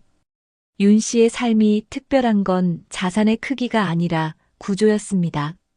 그는 돈이 어디에서 언제 들어오는지 알고 있었고, 그에 따라 생활비를 계획했고, 소비를 제한하지도 않았습니다. 여행을 좋아하는 부부는 매년 봄이면 전국 벚꽃 명소를 찾아 3일에서 4일간 짧은 여행을 떠났고, 손주 생일이 다가오면 조용히 10만 원짜리 책 선물과 편지를 보냈습니다. 크게 쓰진 않아요. 대신 꾸준하게 쓸 수 있도록 설계한 거죠. 윤 씨가 강조한 건 꾸준함이었습니다. 투자의 수익률보다 중요한 건 자산이 매달 내게 현금으로 돌아오는 구조를 갖추는 것이라고 그는 말합니다. 그래서 그는 자녀에게도 아파트보다 연금 펀드라는 말을 여러 번 했다고 합니다. 우리 딸이 말해요. 친구 엄마들은 다 갭 투자한다고, 왜 우리는 안 하냐고. 그때마다 이렇게 말해요. 우리 부부는 갭 대신 갭 없는 삶을 선택한 거라고. 윤 씨는 얼마 전 연금 계좌의 15년 누적 수익을 정리해 봤습니다. 연금저축은 원금 대비 1.7배, IRP는 1.5배, ISA는 연 5% 내외. 세금은 거의 내지 않았고 건보료 부담도 줄어들었습니다. 누가 보면 소박한 수익이라고 생각하겠지만 그게 내 노후를 버티게 해주는 유일한 힘이에요. 윤 씨의 하루는 조용합니다. 아침엔 커피를 내려 마시고 점심 전엔 공원 산책을 나갑니다. 오후엔 아내와 함께 지역 문화센터에서 도예 수업을 듣고 저녁엔 책을 읽거나 유튜브로 경제 뉴스를 봅니다. 그는 말합니다. 불안이 없는 게 아니라 불안을 미리 분산시켜 놓은 거죠. 그게 연금 펀드였어요. 그가 사는 집은 여전히 20년 넘은 아파트입니다. 하지만 곰팡이 핀 부엌 천장은 없습니다. 몇 해 전 여유 자금으로 부엌과 화장실 전체를 리모델링했고 그는 매일 아침 식탁에 앉아 말합니다. 이 공간이 곧 내 연금입니다. 매달 돈이 들어오고 계획대로 나가고 마음이 불안하지 않죠. 그게 진짜 노후 아닐까요? 윤 씨의 인생은 누구보다 평범했습니다. 하지만 그는 누구보다 현명한 준비를 해낸 사람이었습니다. 그리고 그것은 50대라는 시간에 내려야 했던 하나의 결정에서 시작됐습니다. 여러분, 우리가 노후 준비를 이야기할 때 항상 빠지지 않고 나오는 말이 있죠. 국민연금만으로는 부족하다. 그런데 이 말, 단순한 불안 조장이 아니라 실제 통계로도 뒷받침되는 현실입니다. 국내 은퇴자 중 절반 이상은 은퇴 후 소득이 퇴직 전 소득의 40%에도 미치지 못하는 것으로 나타났고, 생활비의 대부분을 국민연금과 예금에 의존하고 있지만 이는 점점 버티기 어려운 구조로 바뀌고 있습니다. 실제로 OECD가 발표한 자료에 따르면 한국은 고령층 상대 빈곤율이 40%를 초과해 조사 대상 국가 중 가장 높은 수준을 보이고 있습니다. 이는 전체 국민 중 고령자의 소득이 중간 소득의 절반에도 못 미치는 경우가 많다는 뜻입니다. 다시 말해, 평균적으로 노인이 되면 가난해질 가능성이 매우 높다는 이야기입니다. 이와 관련해 미국 노스웨스턴 대학교의 고령 금융 보고서에서는 예금 자산에만 의존한 고령층일수록 생활비 스트레스와 불안 수준이 높은 경향을 보인다고 지적한 바 있습니다. 흥미로운 점은 예금 자산을 주력으로 보유한 집단과 투자형 연금 자산을 포함한 집단의 장기 생존율을 비교했을 때 후자가 더 높은 정신건강 만족도를 보였다는 분석도 함께 제시됐다는 점입니다. 실제로 복리 구조의 장기 금융 상품을 보유한 사람들은 그렇지 않은 사람들보다 경제적 예측 가능성과 계획 수립에 있어서 심리적 안정감을 더 크게 느낀다는 것입니다. 이는 곧 소비 결정에도 영향을 줍니다. 즉, 매달 정기적으로 들어오는 수입이 있다는 것만으로도 씀씀이가 계획적이 되고 예측 가능한 생활이 가능해지는 겁니다. 최근 세계은행 월드뱅크이 발표한 보고서에서도 노후 현금 흐름이 일정하게 보장된 고령자일수록 의료비 지출의 불확실성이나 자녀 부양 압력에 대해 덜 민감하게 반응하며 생활의 질이 객관적으로 높다는 분석이 나왔습니다. 특히 리타이어먼트 인컴 시스템즈 관련 보고서에서는 100세 시대를 살아가는 은퇴자는 단순히 자산을 보유하는 것이 아니라 매달 생활비로 환산 가능한 구조를 설계해야 한다고 강조하고 있습니다. 참고로 이 보고서는 전 세계 40여 개 국가의 은퇴자 수입 구조와 생활 만족도, 의료비 스트레스 지수 등을 조사한 결과를 기반으로 작성됐습니다. 이 보고서에 따르면 은퇴자들이 가장 크게 스트레스를 느끼는 요인 중 하나는 미래 자산 고갈에 대한 공포이며 이는 자산의 크기보다 자산의 흐름 구조와 훨씬 더 관련성이 높다는 결론이 나왔습니다. 연금 펀드나 IRP, ISA와 같은 금융 상품의 강점은 바로 여기에 있습니다. 단순히 자산을 묶어두는 것이 아니라 일정한 간격으로 현금 흐름을 만드는 구조라는 점이죠. 그런데 문제는 이런 구조를 늦게 시작할수록 복리의 효과는 줄고 세제 혜택도 제한된다는 점입니다. 해외에서도 50대 이후 연금계좌 진입자는 소득 공제율은 낮지만 운용 전략에 따라 안정적인 생활이 가능하다는 연구들이 존재합니다. 특히 미국의 엘더 퍼넨셜 플래닝 보고서에서는 50대 이후 연금 펀드를 시작한 은퇴자들 중 복리 수익률이 연평균 5% 이상 유지된 경우 25년 이상의 생활 안정성을 확보했다고 분석한 바 있습니다. 이는 앞서 소개한 윤창열 씨와 같은 사례가 이론이 아니라 실천 가능한 전략이라는 걸 보여주는 좋은 근거입니다. 더불어 연금 펀드를 포함한 세제 혜택형 계좌의 또 다른 장점은 세금, 특히 금융소득 종합과세와 건강보험료 부담을 줄일 수 있다는 것입니다. 미국, 독일, 캐나다 등 주요 국가들도 공통적으로 은퇴자에게 과도한 세금과 의료비 부담이 장기 빈곤을 초래한다는 점에 주목하며 세제우대 계좌 활성화를 통한 고령층 소득 보전 전략을 간주하고 있습니다. 특히 고령화 속도가 빠른 한국과 일본, 이탈리아는 이런 구조를 복제할 수 있는 환경이 잘 갖춰져 있다는 분석도 병행됩니다. 정리하자면 지금 50대인 분들은 앞으로 최소 30년을 더 살아갈 가능성이 큽니다. 그 30년 동안 여러분의 자산이 가만히 묶여 있는 것이 아니라 매달 일정한 현금 흐름으로 바뀌어 들어오는 구조를 만들 수 있다면 그건 단순한 금융 상품을 넘어 노후의 방어막이 되는 겁니다. 그리고 그 구조는 지금이라도 시작할 수 있습니다. 늦었지만 아직 늦지 않은 이유, 바로 이 통계들이 증명하고 있습니다. 그렇다면 우리는 지금 어떤 준비부터 시작해야 할까요? 전문가들은 입을 모아 말합니다. 노후 준비는 자산의 크기가 아니라 흐름의 구조를 만드는 것부터 시작해야 한다고요. 가장 먼저 할 일은 연금저축, IRP, ISA 같은 절세형 금융상품의 계좌를 개설하는 것입니다. 단 하루라도 빨리 시작하는 게 복리 효과를 누릴 수 있는 가장 단순하고 확실한 방법입니다. 그리고 계좌만 만들고 방치하지 말고 소액이라도 정기적인 불입을 설정해 두는 것이 중요합니다. 당장은 10만 원도 부담될 수 있지만 시간이 지나면 그 금액이 매달 들어오는 안정적인 생활비로 돌아올 수 있다는 사실을 기억해야 합니다. 이렇게 시작한 절세계좌는 연말정산 때 세액공제를 받을 수 있고 일정 기간이 지나면 금융소득종합과세에서도 제외되어 노후의 세금 부담도 덜 수 있습니다. 특히 지역가입자로 전환된 후 건강보험료가 부담이 되는 분들에게는 금융자산을 절세계좌로 옮겨 놓는 것만으로도 건보료 산정 기준이 달라져 큰 효과를 볼 수 있습니다.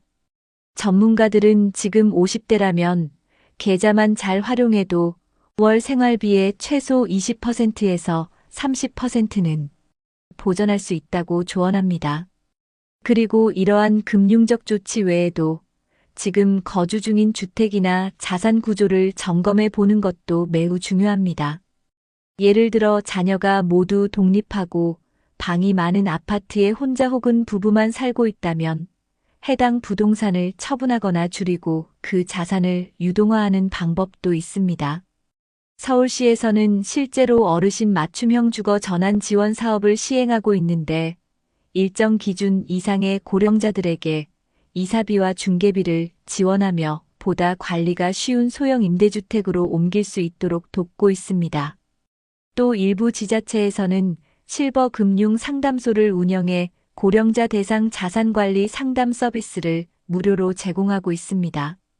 예컨대 광주광역시는 시니어 금융건강 클리닉 프로그램을 통해 연금, 절세, 부채, 구조조정 등 전반적인 금융 솔루션을 안내하고 있고 대전시도 노인 금융안심 상담소를 통해 고령자 금융사기 예방 교육 및 실질적인 금융 상담을 정기적으로 운영하고 있습니다. 이런 정보는 시청, 구청 홈페이지나 주민센터에 문의하면 어렵지 않게 확인하실 수 있습니다. 또한 지역복지관에서 시행하는 노년 재무설계 프로그램도 매우 유용합니다. 전국적으로 확산되고 있는 이 프로그램은 고령자 맞춤형으로 구성되어 있으며 국민연금공단 및 한국재무설계협회 등의 협력으로 운영되기 때문에 실질적인 투자 연금, 세금 전략을 배울 수 있습니다. 해외 사례도 참고해 볼 만합니다. 일본은 고령화 속도가 빠른 국가답게 노후 자산 흐름 관리 제도를 도입해 고령자가 금융기관에 자산 운용 계획서를 제출하고 그에 따라 금융기관이 맞춤형 상품을 제공하는 시스템을 운영 중입니다. 이는 고령자의 충동적 투자나 사기를 막기 위한 제도이기도 하며 한국도 최근 일부 은행에서 유사한 맞춤형 고령자 자산관리 서비스 도입을 검토하고 있습니다. 미국은 SECURE 액트 2.0이라는 법을 통해 50세 이상 고령자에게 연금계좌 추가 납입 한도를 확대하고 복리 운용의 장기 효과를 누릴 수 있도록 제도를 개선했습니다. 특히 60대 이상 고령자에겐 기본 납입 한도 외에도 추가 적립 캐치 마이너스 업 컨트리뷰션 기회를 제공하고 있어 늦게 시작해도 일정 수준 이상의 연금 수익을 만들 수 있도록 장려하고 있습니다. 캐나다는 정부가 운영하는 레지스터드 리타이어먼트 인컴 펀드 RRIF 제도를 통해 고령자에게 세금이 연기된 계좌 운용 혜택을 주며 일정 기간 이후 연금처럼 인출의 생활비로 활용할 수 있도록 설계했습니다.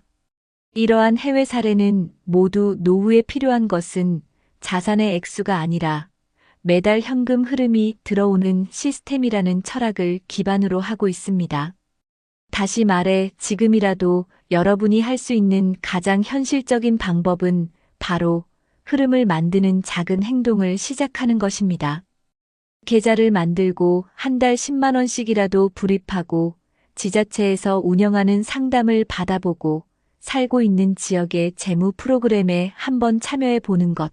이 모든 것이 지금 여러분의 노후를 바꾸는 첫걸음이 될 수 있습니다.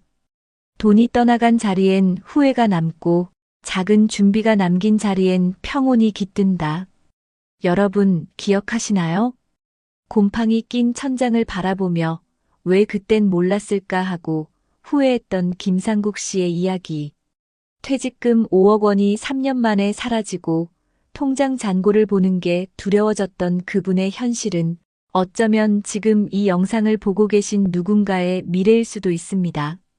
반면 작게 시작했지만 꾸준히 준비했던 윤창렬 씨는 매달 들어오는 연금 흐름 속에서 손주에게 책을 선물하고 아내와 도자기를 빚으며 오늘 하루를 온전히 누리는 삶을 살고 있었습니다. 그 둘의 차이는 가진 돈이 많고 적음이 아니었습니다. 단지 준비의 방향이 달랐을 뿐이었습니다. 지금 이 순간 여러분은 어떤 선택을 하고 계신가요? 혹시 이제 와서 뭘 해? 라는 마음으로 지금의 불안을 외면하고 있지는 않으신가요? 하지만 늦지 않았습니다. 50대, 60대, 70대라 해도 지금부터라도 작게라도 시작한다면 우리는 얼마든지 흐름 있는 노후를 설계할 수 있습니다. 노년의 삶이 가난과 불안이 아닌 작은 여유와 따뜻한 안정으로 채워지길 바란다면 우리는 오늘 바로 이 자리에서 행동해야 합니다. 하루라도 빨리 계좌를 만들고 한 달에 10만 원이라도 저축하고 동네 복지관 프로그램 하나라도 찾아가 보세요. 그 작은 발걸음이 몇 년 뒤 여러분의 삶을 완전히 바꿔놓을 수 있습니다. 이 영상이 끝나고 다시 조용한 집으로 돌아가더라도 여러분 마음속에는 오늘 이 이야기가 작은 불씨로 남았으면 좋겠습니다.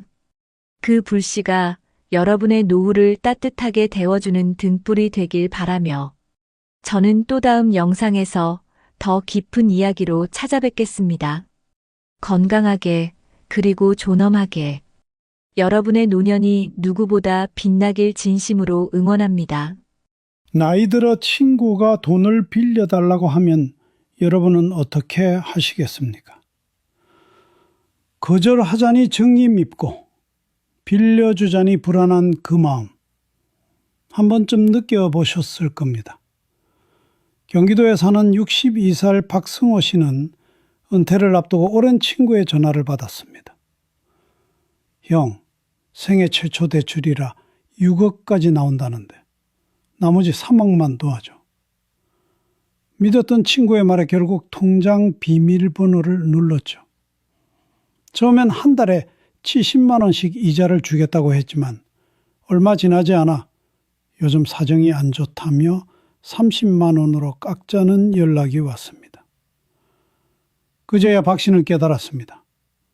돈보다 더 무거운 건 신뢰가 깨지는 순간이라는 걸요.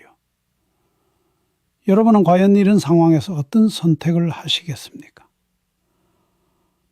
제가 그 억울한 사연을 말씀드릴 테니 제발 끝까지 들어주세요. 스마트폰이 울렸다. 카카오톡 알림음 한 번이 이렇게 사람의 인생을 흔들 줄은 박재수는 그날 처음 알았다. 형, 나 청약 당첨됐어. 근데 잔금이 조금 부족해. 도와줄 수 있을까? 오랜 친구의 메시지였다.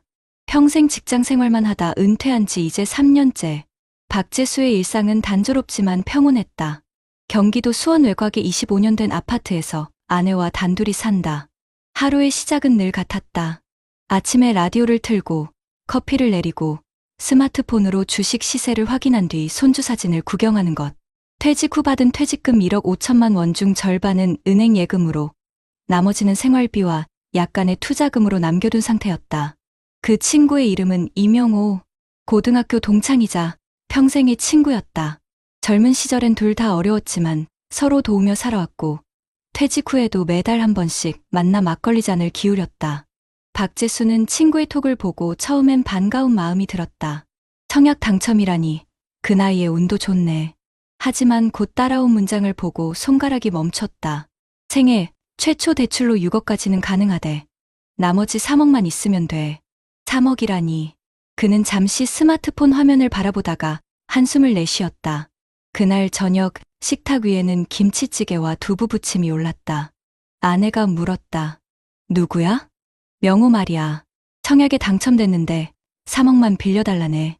아내는 젓가락을 내려놓고 눈을 크게 떴다. 3억. 그 돈 빌려주면 우리 노후는 뭐로 버텨? 이자 준다잖아. 한 달에 70만 원씩. 그 말 믿는 거야? 요즘 세상에 그게 가능해? 명호는 그런 사람 아니야. 40년 친구야. 아내는 더 말하지 않았다. 하지만 그날 이후 며칠간 식탁엔 묵묵한 침묵만 흘렀다. 하루가 지나고 이틀이 지나자 명호의 톡이 다시 왔다. 형, 계약금 넣었어. 중도금이 이번 주야. 은행 한도 때문에 진짜 막막해. 딱 이번 한 번만 도와줘. 메시지는 몇 줄 되지 않았지만 그 뒤에 묘한 조급함이 느껴졌다. 박재수는 그날 밤잠을 이루지 못했다. 나도 은퇴할 때 친구들 도움 많이 받았잖아. 이럴 때 도와주는 게 의리지. 하지만 속으로는 불안이 밀려왔다. 퇴직 후 수입이 끊긴 지 3년. 국민연금 90만 원이 전부인 생활에서 3억은 너무 큰 돈이었다. 다음 날 은행 창구에 앉은 그는 서류를 들고 몇 번이나 망설였다. 직원은 말했다. 요즘 개인 간거래는 조심하셔야 합니다. 차용증이라도 쓰셔야 안전합니다. 그는 어색하게 웃었다. 괜찮아요. 친구니까요. 결국 송금 버튼을 누르며 속으로 중얼거렸다. 그래, 믿자. 명호는 다를 거야. 이체 완료 알림이 뜨자 묘한 허무함이 밀려왔다. 돈이 사라진 게 아니라 마음 한 조각이 빠져나간 기분이었다. 그날 저녁 명호에게 전화가 왔다. 형, 진짜 고마워. 나 이번에 꼭 자리 잡고 형한테 은혜 갚을게. 이자는 다음 달 초에 바로 보낼게. 그의 목소리는 들뜬 듯 또 한편으론 불안했다. 박재수는 그 말에 웃으며 대답했다. 그래, 잘해라. 나도 내가 잘 되길 바란다. 하지만 전화를 끊자마자 묘한 공허함이 밀려왔다. 한 달 후 명호는 약속한 날짜에 이자를 입금하지 않았다. 대신 다음 날 오전에 도착한 문자가 있었다. 형, 이번 달은 좀 힘들어. 30만 원만 먼저 보낼게. 30만 원. 약속했던 70만 원에서 절반도 안 되는 금액이었다. 박재수는 한참을 메시지를 바라보다 짧게 답했다. 그래, 괜찮다. 하지만 마음은 괜찮지 않았다. 그 후로 명호의 연락은 점점 줄었다. 카톡은 읽음 표시만 남기고 전화는 지금은 통화할 수 없습니다. 라는 자동응답으로 돌아왔다. 며칠 뒤 카톡 프로필 사진이 바뀌었다.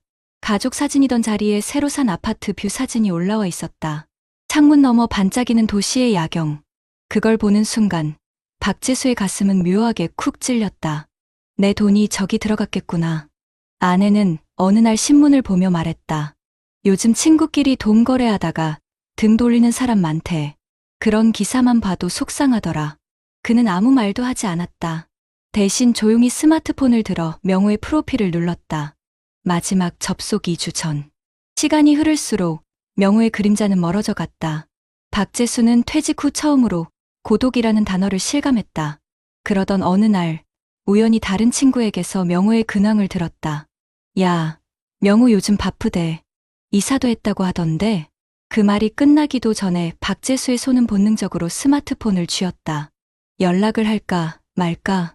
화면 위에는 여전히 명호라는 이름이 남아 있었다. 그는 손가락을 올렸다가 내렸다.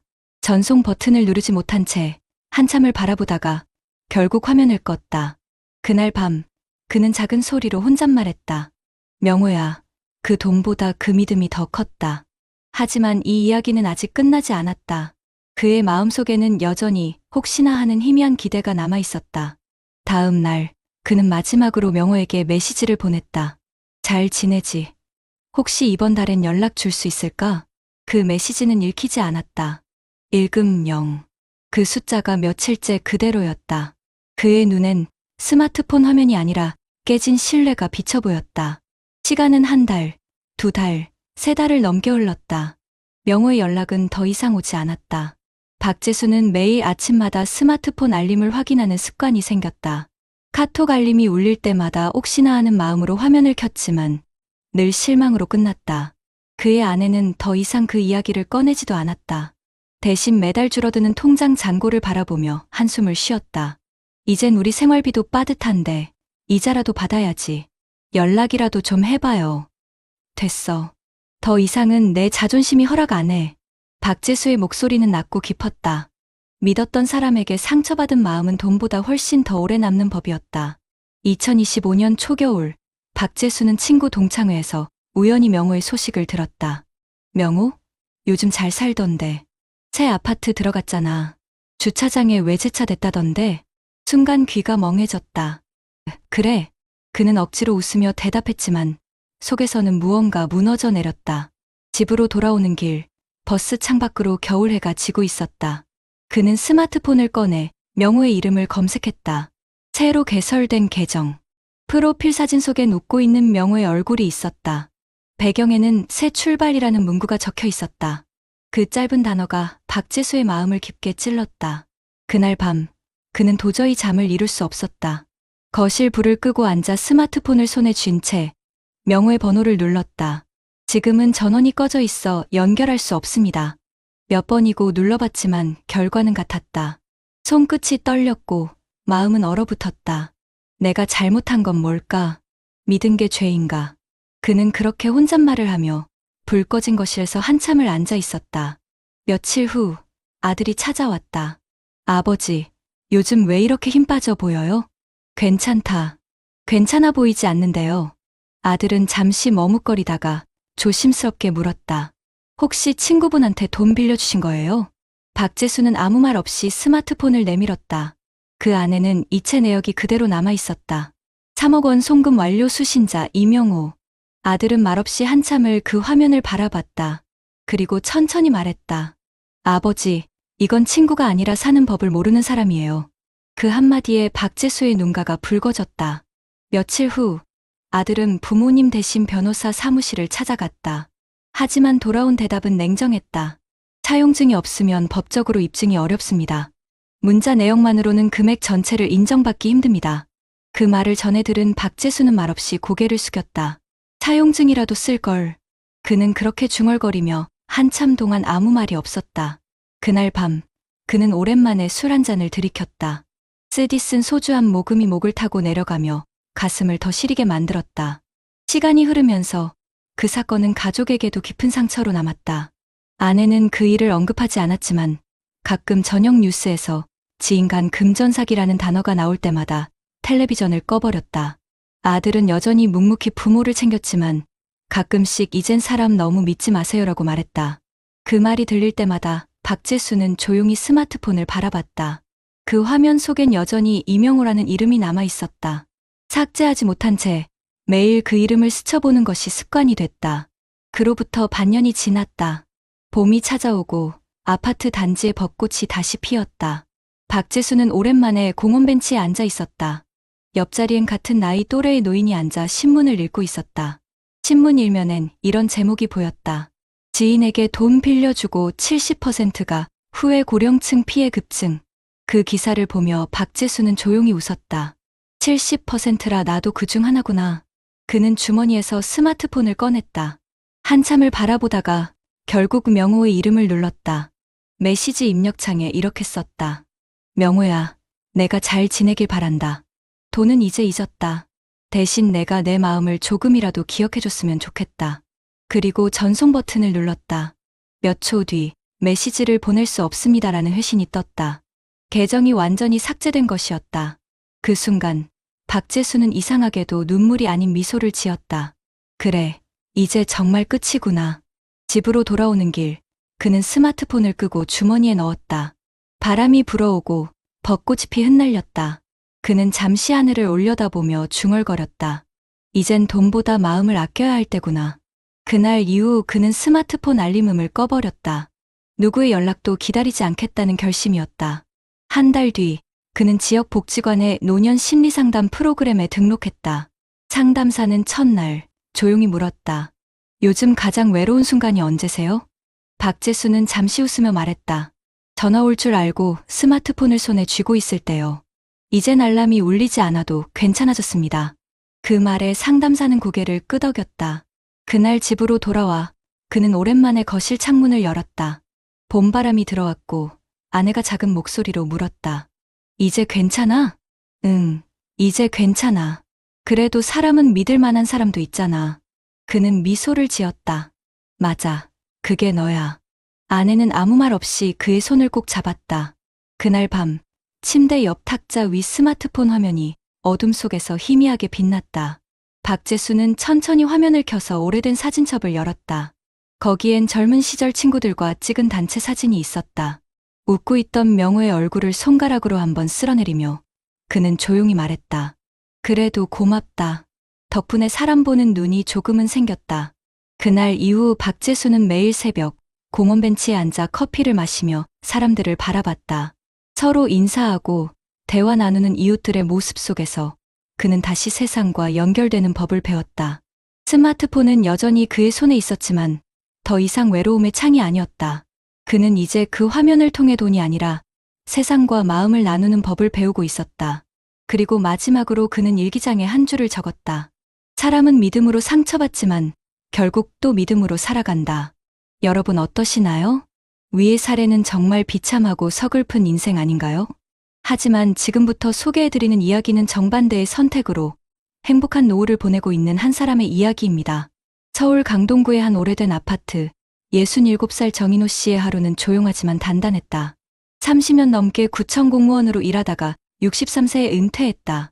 퇴직금은 따로 없지만 매달 들어오는 공무원 연금 230만 원으로 아내와 둘이 사는 삶에 큰 불편은 없었다. 은퇴 후에는 동네 복지관에서 무료 법률 상담 봉사를 하고 주말엔 텃밭을 가꾸며 시간을 보냈다. 그는 자주 말했다. 돈은 사람을 시험하게 만들고 신뢰는 그 시험에 무너지는 법이야. 이 말은 오랜 세월 민원인을 상대하며 배운 인생의 결론이었다. 그러던 어느 봄날이었다. 카카오톡 알림이 울렸다. 스마트폰 화면에는 오랜 친구 윤태섭 이름이 떠 있었다. 인호야, 나 청약에 당첨됐어. 근데 잔금이 부족해서 죽겠네. 3억만 도와줄 수 있을까? 그 문장을 읽는 순간 정인호의 눈빛이 잠시 멈췄다. 그는 한참 동안 휴대폰을 들고 아무 말도 하지 못했다. 윤태섭은 40년 직이었다. 젊은 시절 함께 등산 다니고 퇴직 후에도 술 한잔하며 세월을 나누던 친구였다. 그는 늘 열정적이고 의리 있는 성격이었지만 돈 앞에서는 조금 가벼웠다. 퇴직 후에도 부동산 투자, 코인, 주식 등 여러 일을 벌였다가 번번이 손해를 봤다는 소문이 있었다. 정인호는 그때를 떠올렸다. 지난번에도 투자 얘기하더니 이번엔 청약이야. 스스로에게 중얼거리며 서랍을 열었다. 거기엔 평생 동안 작성해온 금전거래 기록장이 있었다. 그는 지인들에게 돈을 빌려주고 고생했던 동료들의 이야기를 적어둔 노트였다. 돈을 빌려주면 친구를 잃는다. 돈을 안 빌려주면 욕을 먹는다. 둘 다 잃지 않으려면 증거를 남겨라. 그 문장이 밑줄 쳐져 있었다. 그날 저녁, 그는 아내와 저녁 식탁에서 조심스럽게 말을 꺼냈다.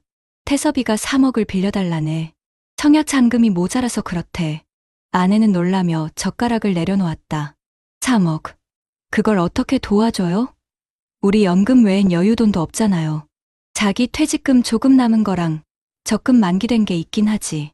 그걸 왜 줘요? 평생 모은 돈인데. 그는 잠시 고개를 끄덕였다. 그래도 40년 친구야. 도와주면 고맙다고 하겠지. 고맙다는 말로 살 수 있으면 날아가. 왜 연금 주겠어요? 아내의 말에 그는 미소를 지었다. 그날 밤, 정인호는 스마트폰 메시지 창을 열었다가 다시 닫았다. 다음 날 아침, 윤태섭에게 전화가 왔다. 인호야, 형편 괜찮다면서. 형이라면 내가 평생 잊지 않고 갚을게. 태섭아, 우리 서로 오래 알았잖아. 나 너 믿는데 돈은 믿을 수가 없어. 야, 그게 무슨 말이야? 나를 못 믿는 거야? 아니, 사람을 믿는 거랑 돈을 빌려주는 건 다른 얘기야. 윤태섭은 잠시 말을 잃었다가 짜증 섞인 목소리로 말했다. 내가 그렇게 형편없는 놈으로 보여. 나중에 후회하지 마. 전화를 끊은 뒤 정인호는 깊은 한숨을 내쉬었다. 손에 쥔 스마트폰이 묘하게 무겁게 느껴졌다. 그날 오후 그는 서랍에서 한 장의 종이를 꺼냈다. 차용증 양식.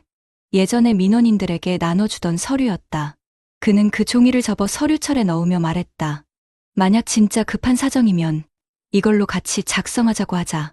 그는 단순히 돈을 아낀 게 아니라 관계를 지키는 방법을 알고 있었다. 며칠 뒤 윤태섭은 다시 연락을 했다. 인호야, 미안했다. 그때 말 좀 세게 했지. 근데 진짜 이번엔 마지막 기회야.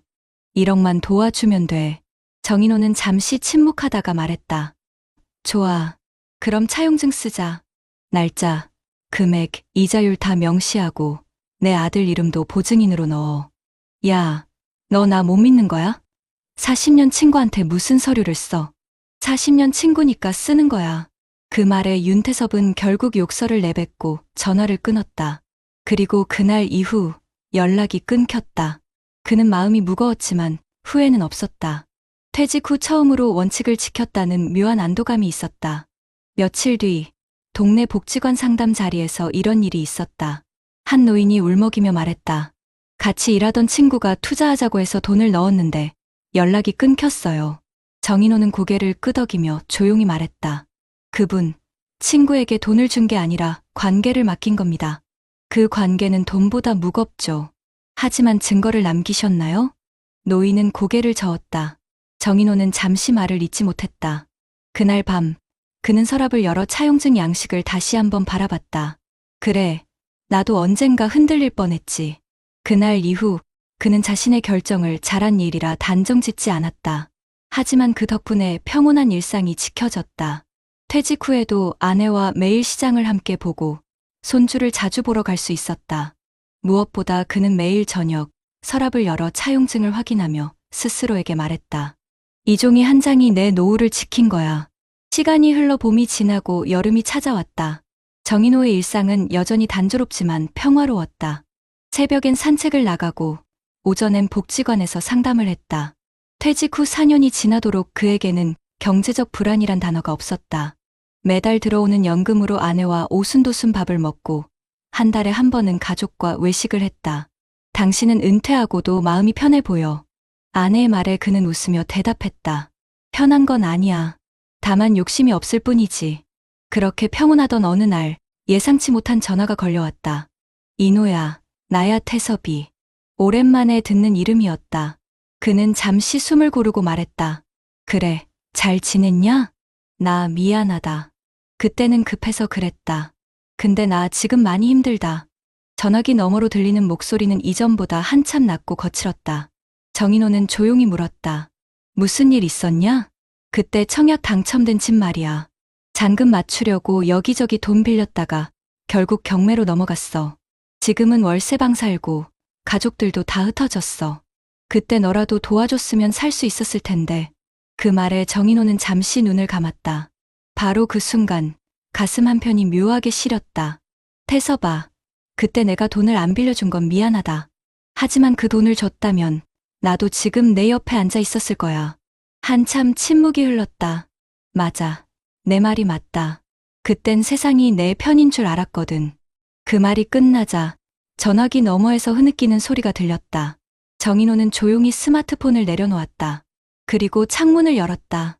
바람이 불어왔고 커튼이 천천히 흔들렸다. 그날 밤 아내가 물었다. 누구야? 태섭이야. 결국 집 잃었대. 그래도 이제는 후회 안 되죠? 그는 잠시 생각하다가 고개를 끄덕였다. 후회는 안 해. 다만 마음이 좀 짠하다. 아내는 그의 손을 잡았다. 당신이 원칙을 지켜서 우리 인생이 지켜진 거예요. 그 사람은 돈을 잃었지만 당신은 믿음을 지켰잖아요. 그 말에 정인호는 미소를 지었다. 그래, 그럴지도 모르지. 다음 날 그는 복지관 상담실에서 한 중년 남성을 만났다. 그 남성은 떨리는 목소리로 말했다. 선생님, 친구가 급하게 돈이 필요하다고 해서 2천만 원 빌려줬는데요. 지금 연락이 끊겼어요. 정인호는 고개를 끄덕이며 말했다. 그 친구, 나쁜 사람일 수도 있지만 더 큰 잘못은 당신이 감정으로 결정한 거예요. 남성은 눈시울을 붉혔다. 그럼 어떻게 해야 할까요? 그는 조용히 웃으며 말했다. 다음엔 감정이 아니라 원칙으로 판단하세요. 그게 당신 인생을 지키는 첫 번째 보험이에요. 그날 저녁, 그는 서랍을 열어 오래된 차용증 양식을 꺼냈다. 모서리가 닳고 글씨가 바랜 종이. 그 위에는 작은 글씨로 이렇게 적혀 있었다. 신뢰는 기록될 때 오래 간다. 그 문장을 천천히 읽던 그는 조용히 종이를 접어 서랍 속에 넣었다. 그리고 중얼거렸다. 이건 나를 지켜준 약속이야. 시간이 흘러 그에게도 나이가 들어왔다. 이젠 스마트폰보다 안경을 더 자주 찾게 됐고 복지관보단 근처 공원 벤치에 앉아 커피를 마시는 시간이 많아졌다. 하지만 그의 표정은 늘 평온했다. 가끔 지나가던 이웃이 인사했다. 정 선생님, 오늘도 상담 있으세요? 아니요. 오늘은 제 마음이 상담 중이에요. 그의 유머에 사람들은 웃었다. 가을이 되었을 무렵 그는 편지 한 통을 받았다. 보낸 사람은 윤태섭이었다. 봉투 속에는 짧은 메모와 함께 10,000원짜리 2장이 들어 있었다. 그때의 이자라도 조금 돌려주고 싶었다. 고맙다, 친구야. 넌 나보다 훨씬 어른이었다. 정인호는 한참 동안 편지를 바라봤다. 그리고 그 10,000원짜리 2장을 접어 서랍 속 차용증 옆에 넣었다. 그는 아내에게 말했다. 태섭이가 보냈어. 이자라네. 그래도 성의는 있네요. 응. 그리고 그게 전부일지도 몰라. 그날 밤, 그는 일기장에 이렇게 적었다. 사람은 돈으로 넘어지지만 원칙으로 일어선다. 내가 잃은 건 없다. 내가 얻은 건 평온한 하루다. 창밖에는 늦가을 비가 내리고 있었다. 정인호는 커튼을 젖히며 잠시 밖을 바라봤다. 도로 위 가로등 불빛이 비에 젖어 흔들렸다. 그는 그 불빛을 바라보며 조용히 말했다. 누구나 흔들릴 수 있지. 하지만 꺾이진 말자. 다음 날 아침 복지관 상담 일지에 그는 이런 글을 남겼다. 원칙은 차갑지만 그 덕분에 인생은 따뜻해진다. 그리고 사인을 남겼다. 정인호. 그는 여전히 서랍 속 차용증을 꺼내본다. 그 종이는 돈이 아니라 인생의 좌표처럼 남아있었다. 그가 평생 공무원으로 일하며 배운 것은 단 하나였다. 남의 민원보다 더 무서운 건 내 마음의 민원이다. 그 민원을 다스린 덕분에 그의 노후는 여전히 고요하고 또 단단했다. 여러분, 우리나라에서는 실제로 60대 이상 은퇴 세대의 가계부채 증가와 노후 준비의 실패가 정신건강까지 위협한다는 연구가 계속 나오고 있습니다. 한 국내 경제연구기관의 분석에 따르면 한국 고령 가구의 자산 증가보다 부채 증가폭이 훨씬 더 컸다고 합니다. 즉, 자산이 늘어도 빚이 더 빠르게 늘면서 노인 가구의 상환 부담이 해마다 심해지고 있다는 겁니다. 또 다른 통계에서는 60세 이상 또는 65세 이상 차주의 가계부채 비중이 지난 10년간 크게 늘었다고 합니다. 10여 년 전에는 전체 부채의 15% 정도였던 것이 최근에는 20%를 넘겼다고 하죠. 은퇴 후에도 빚을 갚지 못하거나 오히려 새로운 대출을 내는 노인이 늘고 있다는 뜻입니다. 이런 현실은 단순히 돈의 문제가 아니라 마음의 문제로 이어지고 있습니다. 국내 한 보건사회연구 보고서에 따르면 부채를 지고 있는 노인일수록 우울감과 불안 증세가 더 높게 나타났다고 합니다. 자산이 적고 부채가 많은 경우에는 삶의 만족도가 크게 떨어지고 인간관계나 건강에도 악영향을 미친다는 결과도 있습니다. 즉, 노후 준비가 부족한 상태에서 채무까지 지게 되면 재정적인 위기뿐 아니라 정신적인 불안까지 함께 찾아온다는 겁니다. 이런 이유로 전문가들은 지인 간 금전거래가 단순한 재정 문제가 아니라 노년기의 정신적 안정성에도 직접적인 영향을 준다고 경고합니다. 해외 연구 결과도 비슷합니다. 여러 나라에서 진행된 조사에 따르면 대부분의 성인은 물가나 인플레이션 개념은 알고 있지만 복리 개념을 제대로 이해하는 사람은 절반도 되지 않았다고 합니다. 또 유럽 지역의 한 조사에서는 50대에서 60대 사이의 성인 5명 중 1명이 최근 한 달 안에 생활비 부족으로 대출이나 신용을 사용했다고 답했습니다. 이는 단순한 소비 문제가 아니라 퇴직 후에도 재정 불안이 쉽게 사라지지 않는다는 사실을 보여줍니다.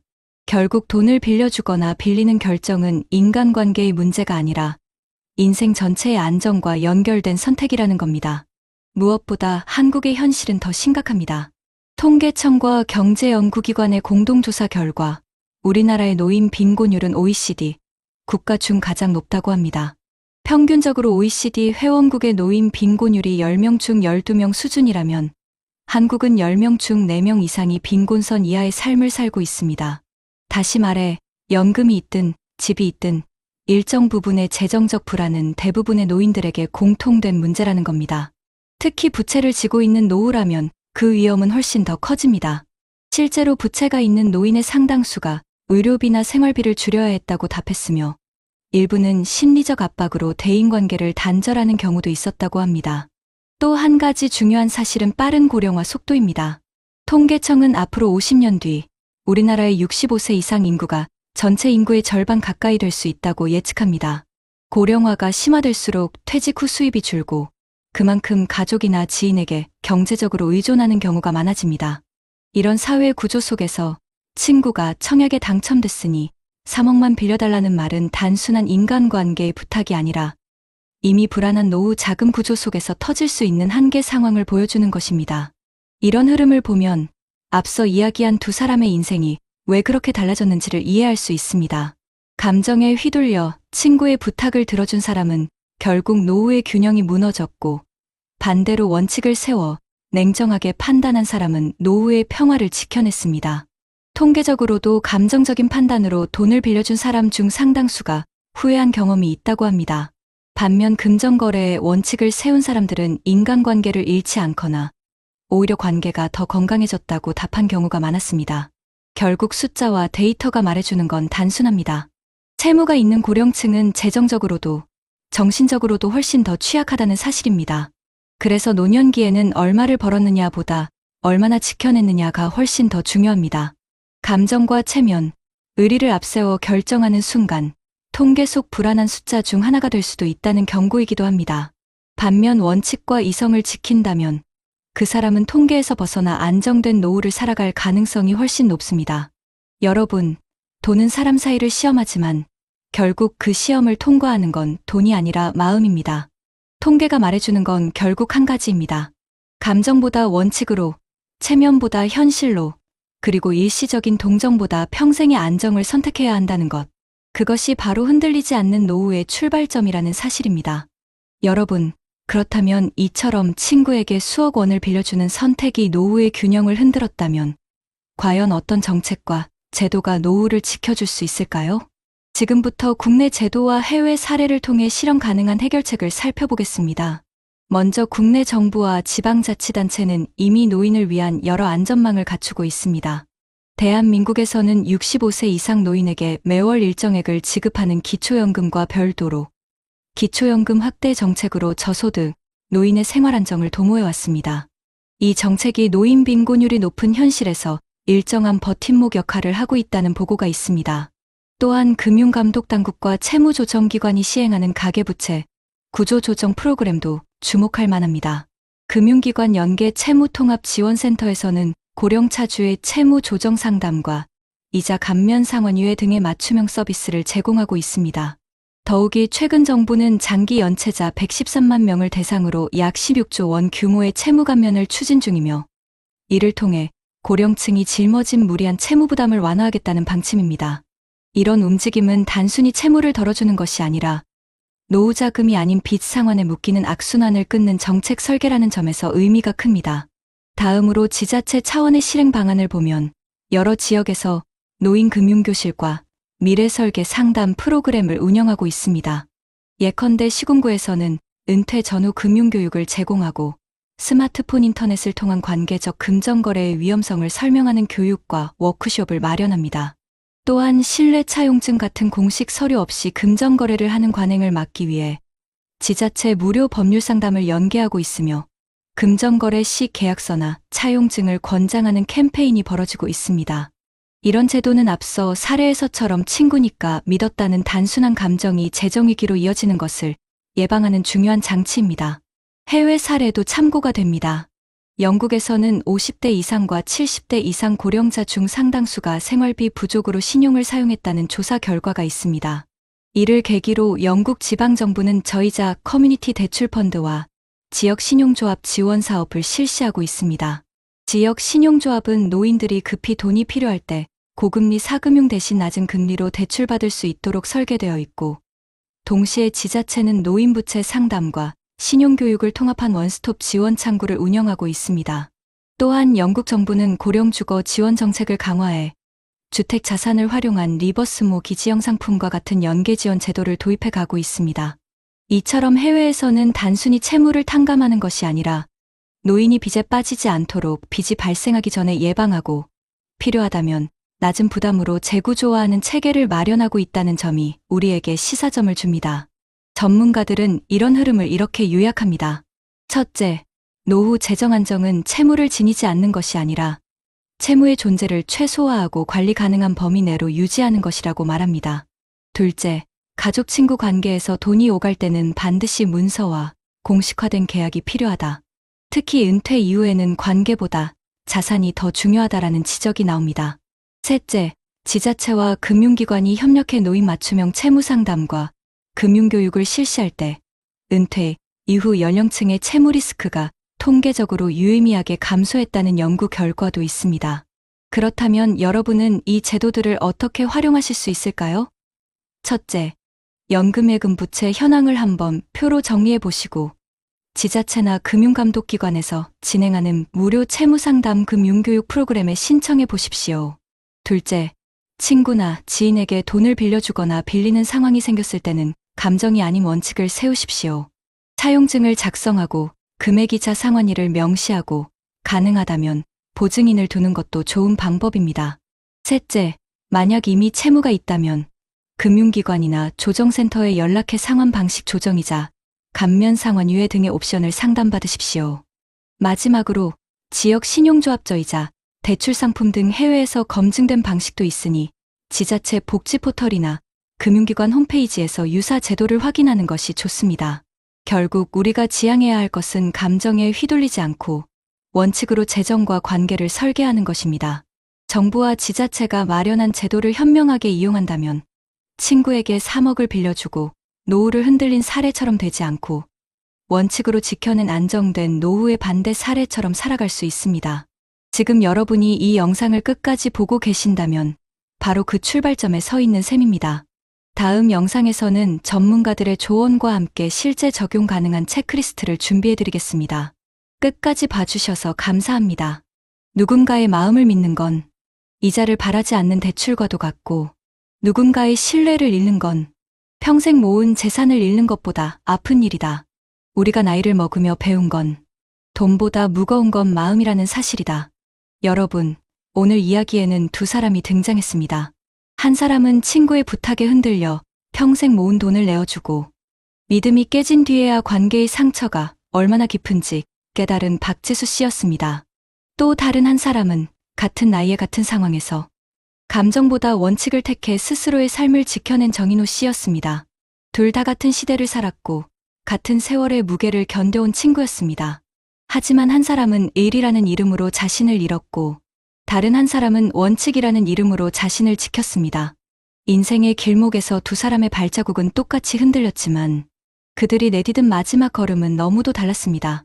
박지수 씨는 이제도 종종 밤마다 스마트폰을 켜놓고 읽히지 않은 메시지를 바라보곤 합니다.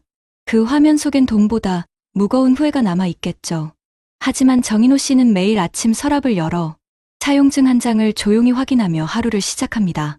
그 종이는 단지 종이가 아니라 흔들리지 않는 인생을 증명하는 작은 약속입니다. 여러분, 우리는 나이가 들수록 사람을 잃지 않기 위해 돈을 내어주려 합니다. 그러나 결국 남는 것은 돈도 관계도 아닌 지혜로운 선택의 흔적입니다. 이 두 사람의 이야기는 우리 모두의 이야기이기도 합니다. 누구나 믿음을 주고 싶고 누군가에게 의지가 되고 싶지만 그 마음을 지키기 위해선 원칙이란 울타리가 필요합니다. 요즘 세상은 너무 빠르게 변하고 정말 가까웠던 사람도 하루아침에 멀어질 수 있는 시대입니다. 하지만 잊지 말아야 합니다. 진짜 관계는 돈이 오갈 때가 아니라 마음이 오갈 때 단단해진다는 걸요. 혹시 지금 누군가의 부탁 때문에 마음이 흔들리고 있나요? 그래도 도와줘야 하지 않을까 하는 죄책감에 잠 못 이루고 있나요? 그럴 땐 잠시 눈을 감고 스스로에게 물어보세요. 이 선택이 내 노후를 지켜줄까? 아니면 흔들리게 할까? 그 대답 속에 이미 진심이 있습니다. 우리는 나이가 들수록 사는 법을 배우는 게 아니라 지키는 법을 배워야 합니다. 돈을 지키는 법, 관계를 지키는 법, 그리고 나 자신을 지키는 법. 그 세 가지를 잊지 않는다면 우리의 노후는 결코 불행하지 않을 겁니다.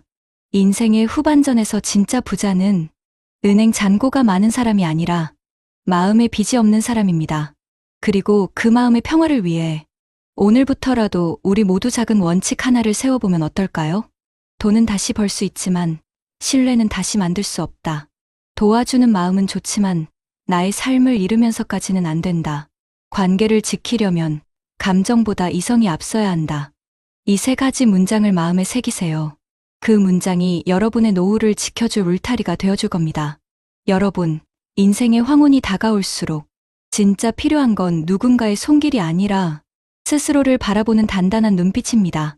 오늘 이야기를 들으며 혹시라도 내가 어느 쪽 인생에 서 있는지 생각해 보셨다면 그것만으로도 이미 변화가 시작된 겁니다. 끝으로 이렇게 말씀드리고 싶습니다. 우리는 언제나 다시 선택할 수 있습니다. 지금 이 순간에도요. 감정이 아닌 원칙으로, 후회가 아닌 평화로, 불안이 아닌 지혜로 노후를 설계한다면 여러분의 인생은 아직 늦지 않았습니다. 오늘 영상이 누군가의 인생에서 다시는 같은 실수를 하지 않게 해준 한 문장으로 남길 바랍니다. 그리고 언젠가 여러분 모두가 이렇게 미소 지을 수 있길 바랍니다. 이제 나는 돈보다 마음이 더 부자입니다.